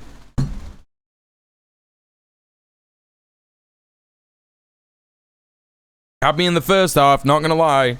Yeah, help me understand the rather complex picture, if you can, here, because the Strait of Hormuz obviously is the centrepiece, or has become the centrepiece of negotiating an exit to this war. And yet, when we see these attacks, it is the US bombing or striking Iran. It is Iran conducting air attacks on neighbours. And yet, how does that impact the already complex situation that we see in the Strait of Hormuz? Because that is really what is the leverage in this war. Yeah, it's incredibly detrimental because whatever happens, you cannot change the geography of the situation. Iran is a Gulf state. The GCC countries are Gulf states. The United States has significant interests in the Gulf. So, what are you saying, bro? What the fuck are you talking about? How does that impact the already complex situation that we see in the Strait of Hormuz? Because that is really what is the leverage in this war. Yeah, it's incredibly detrimental because whatever happens, you cannot change the geography of the situation. Iran is a Gulf state. The GCC countries are Gulf states. Yeah. The United States has significant interests in the Gulf. So... Right, there's one thing that is not to do with geography that you just mentioned. And I don't know, man. We could sit here, we could hash it out, we could debate what it is that is not to do with geography, but all roads would lead to It is, in fact, the United States having the interest in the Gulf regions that is the problem. That's the problem, buddy. It's called the petrodollar. It's something that happened many, many years ago. Right? Come on, man. Bahrain 51st state when, yeah. You know, being engaged in this sort of escalatory spiral is certainly going to have an incredibly deleterious impact on the way that Iran and its regional neighbors what's the name of the Gulf? Interact with one another, negotiate. Any kind of future paradigm is really contingent on the fact that you can't change that geography. So this is an incredibly, like I said, an incredibly dangerous situation. But it goes back to the initial problem with regards to the points that the United States put out initially in the beginning of April or the first week of April, and the Iranian points being in direct tension with one another. And then, of course, that's translated into the MOU. The MOU doesn't stipulate a sequencing order. The MOU has hardly really been adhered to in any meaningful way. And I think that's the problem. The problem is that these two parties still distrust each other enormously. And then, of course, the Gulf powers also distrust Iran enormously. And as a result of that distrust, they're incapable of compromising on anything, really. And so when we hear President Trump saying already that Iran has called and they want to make a deal, what do you think that even means at this point?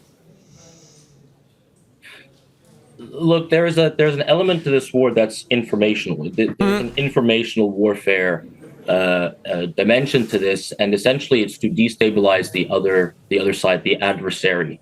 And Trump likes to play this game on the one hand because he's got an eye on the market, so he likes to manipulate the market. Certainly that's how he sees it in his own mind, that he's a okay, pretty decent that this guy is pointing that out. That's pretty solid. Master manipulator of the markets. But also that he thinks that by issuing mixed signals that he can keep the Iranians on their toes, so to speak, and maybe sow some divide internally. Now, on the Iranian side, they've been very sort of clear that they won't tolerate threats, that it's stipulated as well in the MOU that both sides should act. Wow, it's almost like one side broke the MOU multiple times and pissed off the other one. He was the defender. A certain degree of decorum when they're signaling their demands to one another. But there's another persistent problem within the Iranian regime, and that is that we're not really quite sure what the IRGC, what commanders like Vahidi, and certainly people close to the Ayatollah, what they actually genuinely want, whether they want to move forward with negotiations or not. I love Melpo. Where is he? He's right there. You mean, where is he in the... In the flat, in the room? He's behind my bike. He's just curled up behind my bike. I don't see him. He's hiding really well.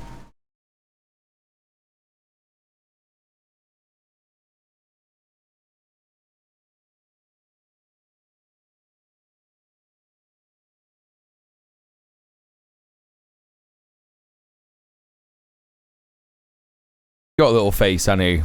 Yeah. Know that people like Galabaf, despite his post on social media today, that people like Galabaf and people like Arachi are quite keen for negotiations to go forward. So the United States president, just to go back to your question about how constructive are the president's tweets and how conducive are they to negotiations? Well, not very, because it's hard to predict what the president will actually say, what the president will actually do, never mind what the president actually thinks. Alex Al-Farashi is joining us from London. Thank you very much for your time.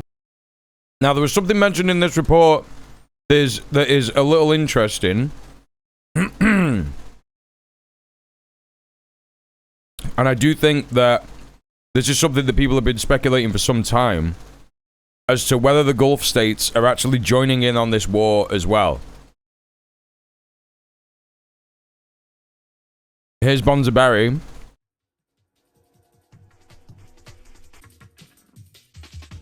Reporting on some air transponder, air traffic information.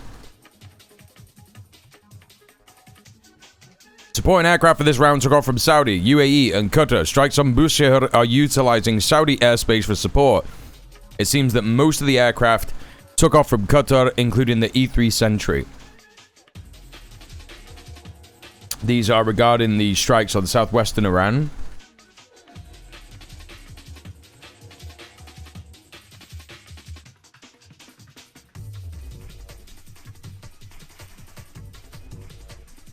Most of their militaries are just US military. Yes, correct. Correct. It doesn't really make a difference, but it does make a difference for Iran's attitude towards the region, right? Attitude toward the Gulf states. Iran has been pretty resistant to directly threaten the Gulf states because I think the people in charge in the country understand that they are occupied. I do think that they understand that there is a level of corruption that has been enabled by that occupation. However, I think that they understand that these are people and nations that have been, you know, led towards the US empire and supporting the US empire. And I think that that's why it's so reserved in that stuff. Yeah, and they hit, dispersed military targets around those countries rather than directly attack, you know, their own things. Although what Agarthal is saying is true, most of their militaries are just the US military anyway, so, you know, it wouldn't even really matter that much. I can't find the tweet where Barry talks about this, but he was also speculating on this as well. Let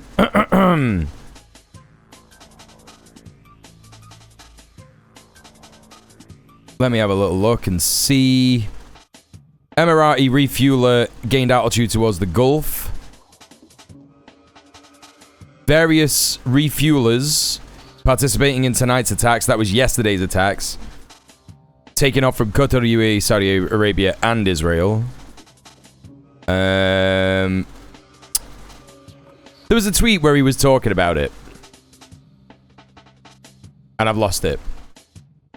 But he kind of just like, you know, was saying it's not, there's a non-0% chance that the Gulf countries are aiding in the war. This is something that has been being speculated on for some time in terms of those countries' actual military and shit like that. Because, of course, the US has fucked it and all of their hardware and all of their shit in those countries are just completely in ruins at this moment, right?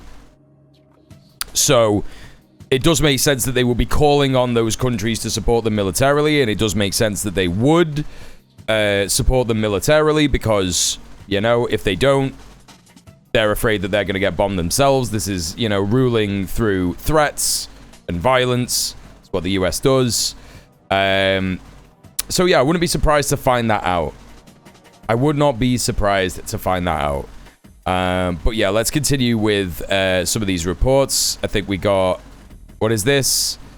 Now let's go to... Qatar issues alert over security threat. I was interested to see what this is. Let's have a little listen to this. Mohammed Val, who is here for us in Doha. Now, Mohammed, there have been later warnings across the Gulf, right? Well, that's true. Just over an hour ago, a little less than an hour ago, there were warnings across the region, particularly in Bahrain and Kuwait, but also here in Qatar. In Qatar, it was just an alert for people to stay home and to stay away from glass windows and from going out until there is another alert. And soon another message came to people that the danger has been is that it? And people should go about their understandably go about their normal life. But in security threat sounds like some kind of intelligence operation or something. I thought that meant something more than just like getting warned about being bombed. Let's have a look and see how the BBC is covering this. I'm sure this will be impartial and unbiased. Military targets in Iran in the latest round of strikes, putting the fragile ceasefire between the two nations under renewed pressure. Iran reported explosions in several coastal areas. We're still pretending that there's a fucking ceasefire? In the north, where a rail bridge was also damaged. Tehran has retaliated, targeting American assets in neighbouring Gulf countries. Explosions were reported in the Bahrain. Even the BBC now is being honest about this stuff.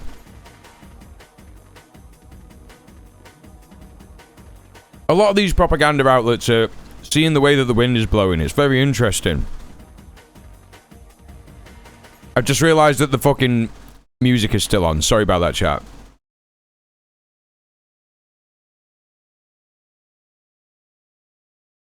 BBC literally saying American assets in the Gulf countries. Interesting. They're seeing that they lose the veneer of legitimacy they assume they have, yeah. Bahraini capital, while in Kuwait, the military said its air defences had intercepted missiles and drones. President Trump has warned attacks on Iran could get much worse after declaring the ceasefire with Tehran to be over because of the Iranian attacks in the Strait of Hormuz.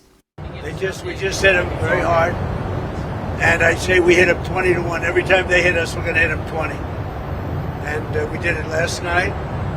They did a little something today, but it was really retribution for last night. They hit actually 3 boats, not 2. And when they hit... Yeah, Rash, spot on. Spot on. Well, let's now join our North America correspondent, Peter Bowes, for the latest on what's going on. Peter, the president at the NATO summit, President Trump did promise another night of military action, and that's what we've seen. It's been quite a wild 48 hours of attacks and also words from the president. I think what we've seen in the last few hours has been more serious than on Tuesday night, hitting 90 Iranian military targets. That's about 10 more than on Tuesday, but a very similar sequence of events hitting air defense systems and missile and drone storage sites along the southern coast of Iran, very close to the Strait of Hormuz. And as we've just heard the president say, this was, again, in retaliation for Iran's attacks on those vessels much earlier in the week. The question now is, does this end here, Sally, or is the president planning to continue with these attacks throughout the week? And I think a lot of people, especially looking at how the markets have responded to this, a lot of people hoping that this will be it, that these tit-for-tat skirmishes, as they're often described, although very serious, much more than skirmishes really, these have become fairly typical over the last few weeks while a ceasefire is supposed to be in force. Yeah, and in terms of reaction, we have seen the oil price spike sort of the highest level seen for sort of 2 to 3 weeks, which I would imagine in the United States is a real concern when people fill up their vehicles. This is what is on their minds, and that's certainly on the mind of President Trump, isn't it? Exactly. And people had been hoping over the last couple of weeks, and they'd seen gas prices come down a little bit, and I think they had much further to fall, but people had been hoping that this perhaps was the beginning of the end of those very high prices that have proved quite crippling for many Americans. And of course, we are inching much closer to those midterm elections in November, just 4 months away now. And that will be the time that Americans could inflict political damage on not only the president, well, indirectly on the president. He isn't going to be on the ballot paper himself, but the Republicans could suffer if people blame the president for what is continuing to happen in... Oh no, the liberal bourgeois electoral system might suffer because of the war. No! Iran, and how it is affecting people in terms of petrol prices and more generally the cost of living has risen for many Americans because of this war. OK, Peter, for now, thank you very much indeed with the latest there, Peter Bowes. Let's now bring in Jessica Genoa, who's an Associate Professor in International Relations at the University of New South Wales. Welcome to BBC News. We are seeing more Aussies. Iran retaliate as well to the second night of strikes from the US. What is your take on these latest developments? So this does seem like a more precarious moment than we've seen, certainly since the 17th of June when that Memorandum of Understanding was signed. And it does feel that this could be a bit of a turning point in terms of both sides realising that we're probably not headed towards a more substantive peace agreement, as was sort of Trump's best case option, but that we're actually likely to see more of a precarious ceasefire where we are going to see these sort of tit for tats continue to take place. And that's partly because this whole episode has really shown that the Iranian regime is very happy to double down on ensuring that they can get control over the Strait of Hormuz. So it wasn't enough for them as part of the Memorandum of Understanding that sanctions were lifted, that they could get their own ships in and out of the Strait of Hormuz, and that they would supposedly be getting quite a substantial reconstruction fund.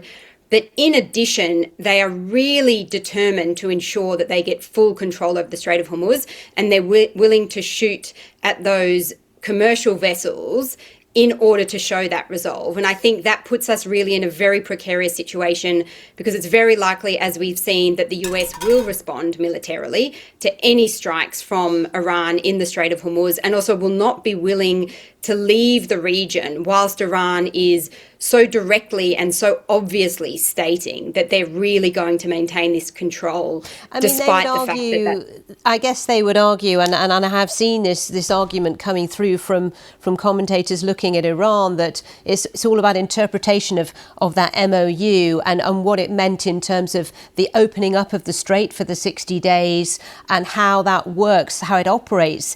I understood that Hey, Iran Val, how's it going? Coming home from branch meeting. Great work, comrade. Days, even though they would allow vessels to move freely. So that's, of course, a key point. And what we're actually seeing now is a direct result of the fact that that MOU was quite vague. So what the MOU said was that Iran would put in its best efforts to try to ensure security for commercial vessels going in and out of the Strait of Hormuz without payment for at least 60 days. So that's already a bit vague. What does best efforts mean? How is Iran going to do that? And then in terms of the shipping in and out of the Strait of Hormuz... Don't worry, Crescent, I got £110 before the stream. The Iranian regime and Oman, possibly also... The dono goal is just there because I'm chancing it. I'm chancing to get more donos. ...with other Gulf countries would kind You'll of... notice that the Melpo cam is unlocked despite there being no donos, because there was, in fact, a massive dono. But I do need to hit £990 before the end of the month. So, you know, consider donating if you've got the dough to do it. ...out how shipping would go in and out of the No Strait pressure, of Hormuz. though. So again, pretty vague. It didn't clearly say that this would all be under Iran's purview and remit. But at Save the it same for next time, week. It didn't say that Iran would have to guarantee... Save your that $5 ships for a could rainy day. actually You've go already through donated like what's 50 called the sort of quid or some shit Omani this month. shipping route Or that have you? hugs the Gulf of Oman. Donated and yesterday. That's where Iran kind of objects But to vessels going it feels out using that though, route. sorry Jessica, sorry to interrupt, because we're really tight for time, so a brief answer if you will. It does feel though like we are very much in a stalemate. We are stuck in this situation. It's a bit like Groundhog Day, where Iran attacks vessels, the US attacks Iran. Don't say those numbers out loud. I don't like to know. You need to know how much money you're spending on the stream. Otherwise, one day you'll come in here and you'll be like, I spent £500 on this stream and you won't do the things that I like. And then you'll cancel me and you'll be like, djmuel is racist and he's just an imperialist. And like when I banned that Iranian guy and in the unban request, he was like, you're just the same as all these other Epstein class freaks. And I was like, that's really upsetting. Beyond this point. That's absolutely right. And that is unfortunately what I expect going forward. I don't think we'll go back to full-scale escalation and all-out war, because the US really does not want that. Wouldn't be good for Iran either. If I'm not spending it here, I'm spending it on healthy stuff like weed and fast food. That's crazy. We won't see any kind of substantial peace agreement coming out of this. I think, unfortunately, unhealthy. we're stuck in this sort of limbo zone for I'm at least anti-white another few racist. months, if That's not actually longer, true. which actually means the US maintaining some kind of engagement with Iran. It means for us all around the world that there's still uncertainty over the Strait of Hormuz and what happens with goods getting out into the global markets. So unfortunately, yes, I think that's the situation we're probably going to be facing, with a lot of uncertainty for quite a few months to come. Jessica, Genoa, thank you so much for your time and analysis. And I'm just keeping a very close eye on financial markets. Share markets are not perturbed at all. We've got share markets in Asia rising today mostly, but the oil price is also spiking. We're nearly at $79 for a barrel of Brent. We'll have a lot more on that in business today. $79 for a barrel of Brent. Okay, chat. Let's take a look at some footage from the region. Got Barry with the Ned here. This is Al Salti base in Jordan under attack. U.S. Embassy in Jordan warned citizens to take shelter. Iran fired cruise missiles towards the Gulf of Oman, probably at American warships. Sirens also reported at the Harir Air Base in Erbil. So unclear as unclear to know. Valerie, thank you so much for the £3. Thank you very much. Appreciate that. Thank you for subbing off Twitch and supporting the stream.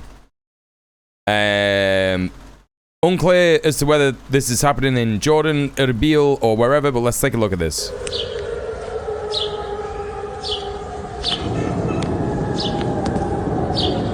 Looks like that is a fired missile from Iran heading towards any of those potential targets.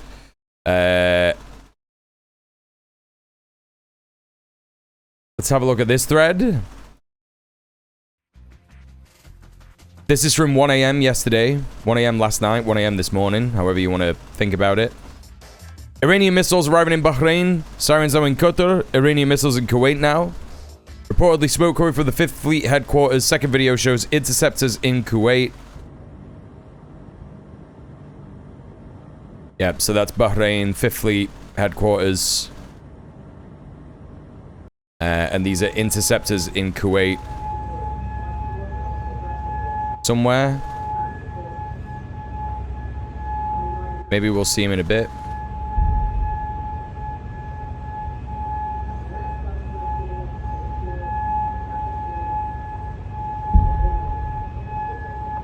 Hey, Gunwood Master, I thought the USA destroyed their offensive means a few times over now. Yeah. Clearly.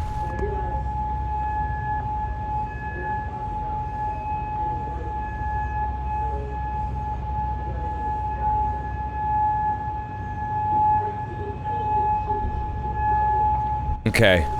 Unclear as to whether these are actually working. Nothing to say that these are working.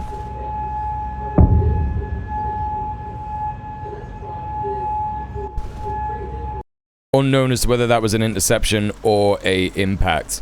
Video of an impact in Bahrain, likely the cause of the smoke at the 5th Fleet. Unconfirmed reports that Al Salti in Jordan was attacked. So that might not have been true. Let's take a look at this. Fine. Yeah, that was huge. Maybe Iran's defenses just split in two and regenerate like an earthworm. Yeah, that's got to be it. That's got to be it. The president can't be lying. We're truly learning what it means to have missile capabilities obliterated. Obliterated. More impacts in Bahrain.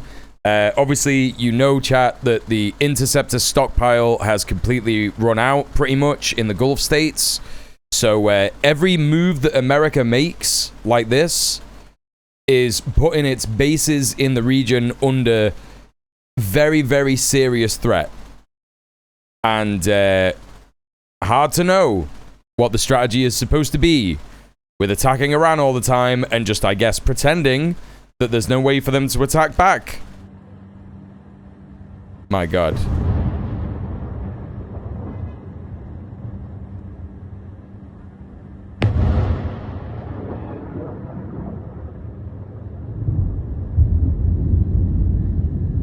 Oh my God, the cameraman. What are you looking at, bro? What are you filming?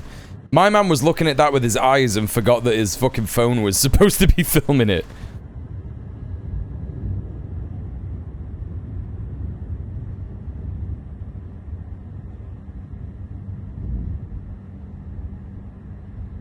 Okay, well, couple of impacts there in Bahrain. What else do we got? Some IRGC propaganda. IRGC publishes footage of pre-dawn and morning launches against American targets. Let's take a look. Any Farsi readers able to tell us what that says? Hello, Kakuro, welcome in.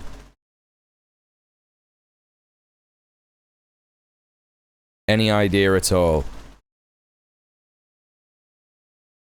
No worries if not. Just seeing if there's some Farsi readers in the chat. Always interested to know what they're writing.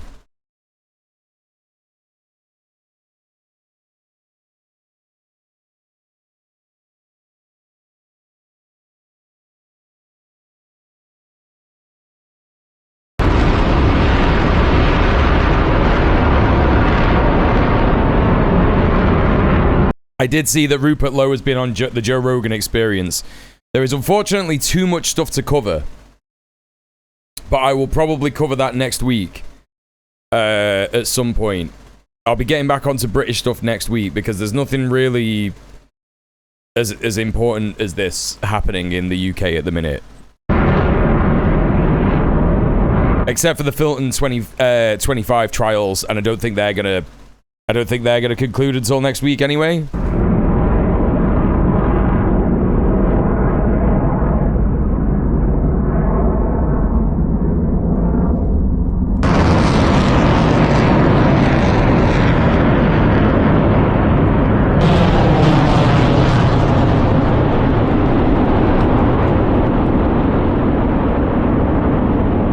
We obliterated their missile launchers. That's what we did. We took them out. We took them all out. They can't get them out. They can't dig them out of the sand. Their capabilities are completely reduced. We went in there and we got him.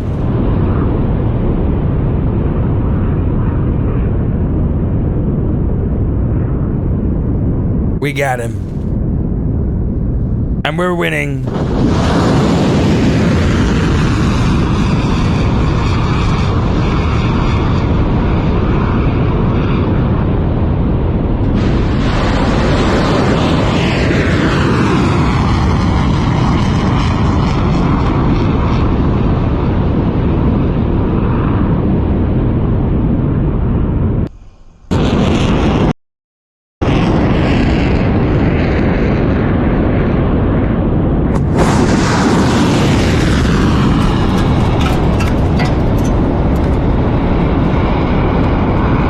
Yeah, I mean, this is basically Iran just like saying, hey, bro, you thought you took out all of our shit? Well, guess what? You know, it's just a demonstration of power. Let's take a look. What else we got here?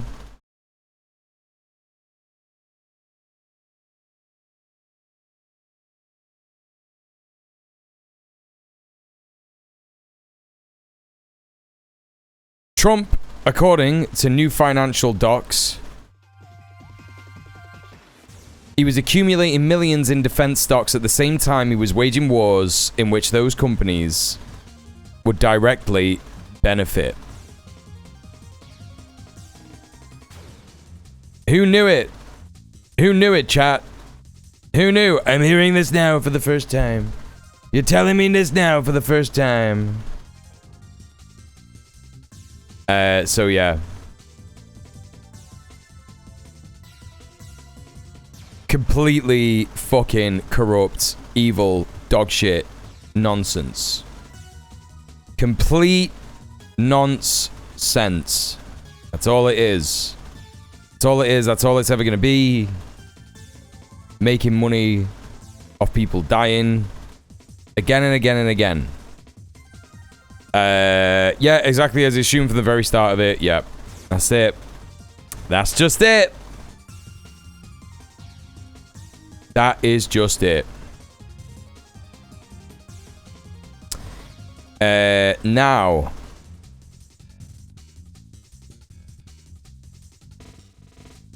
we are going to go ahead and raid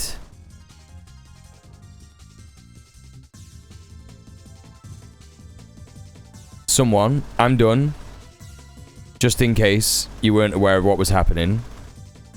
I'm done. I'm finished streaming. It's late. It's hot. I'm going to bed.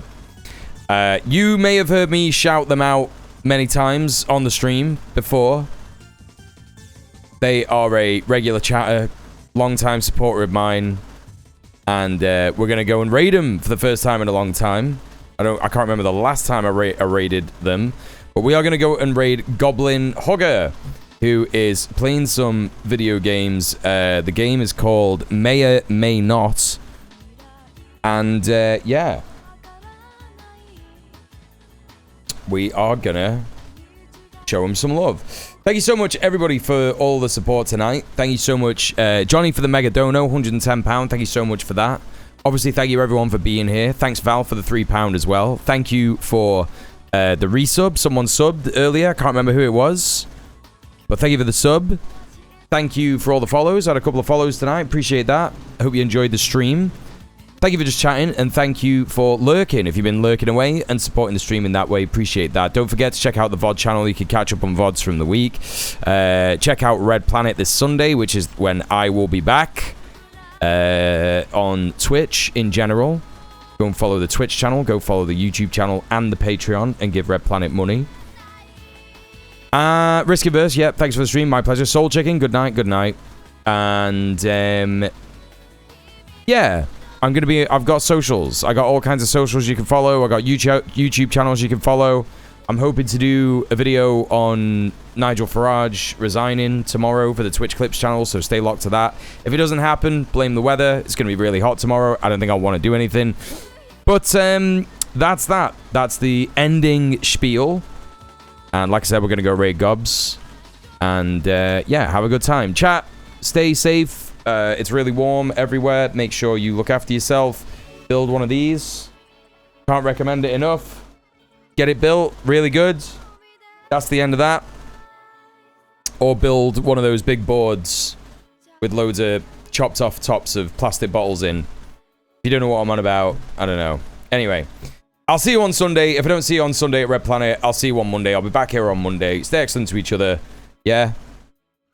And good night. Peace, peace, peace.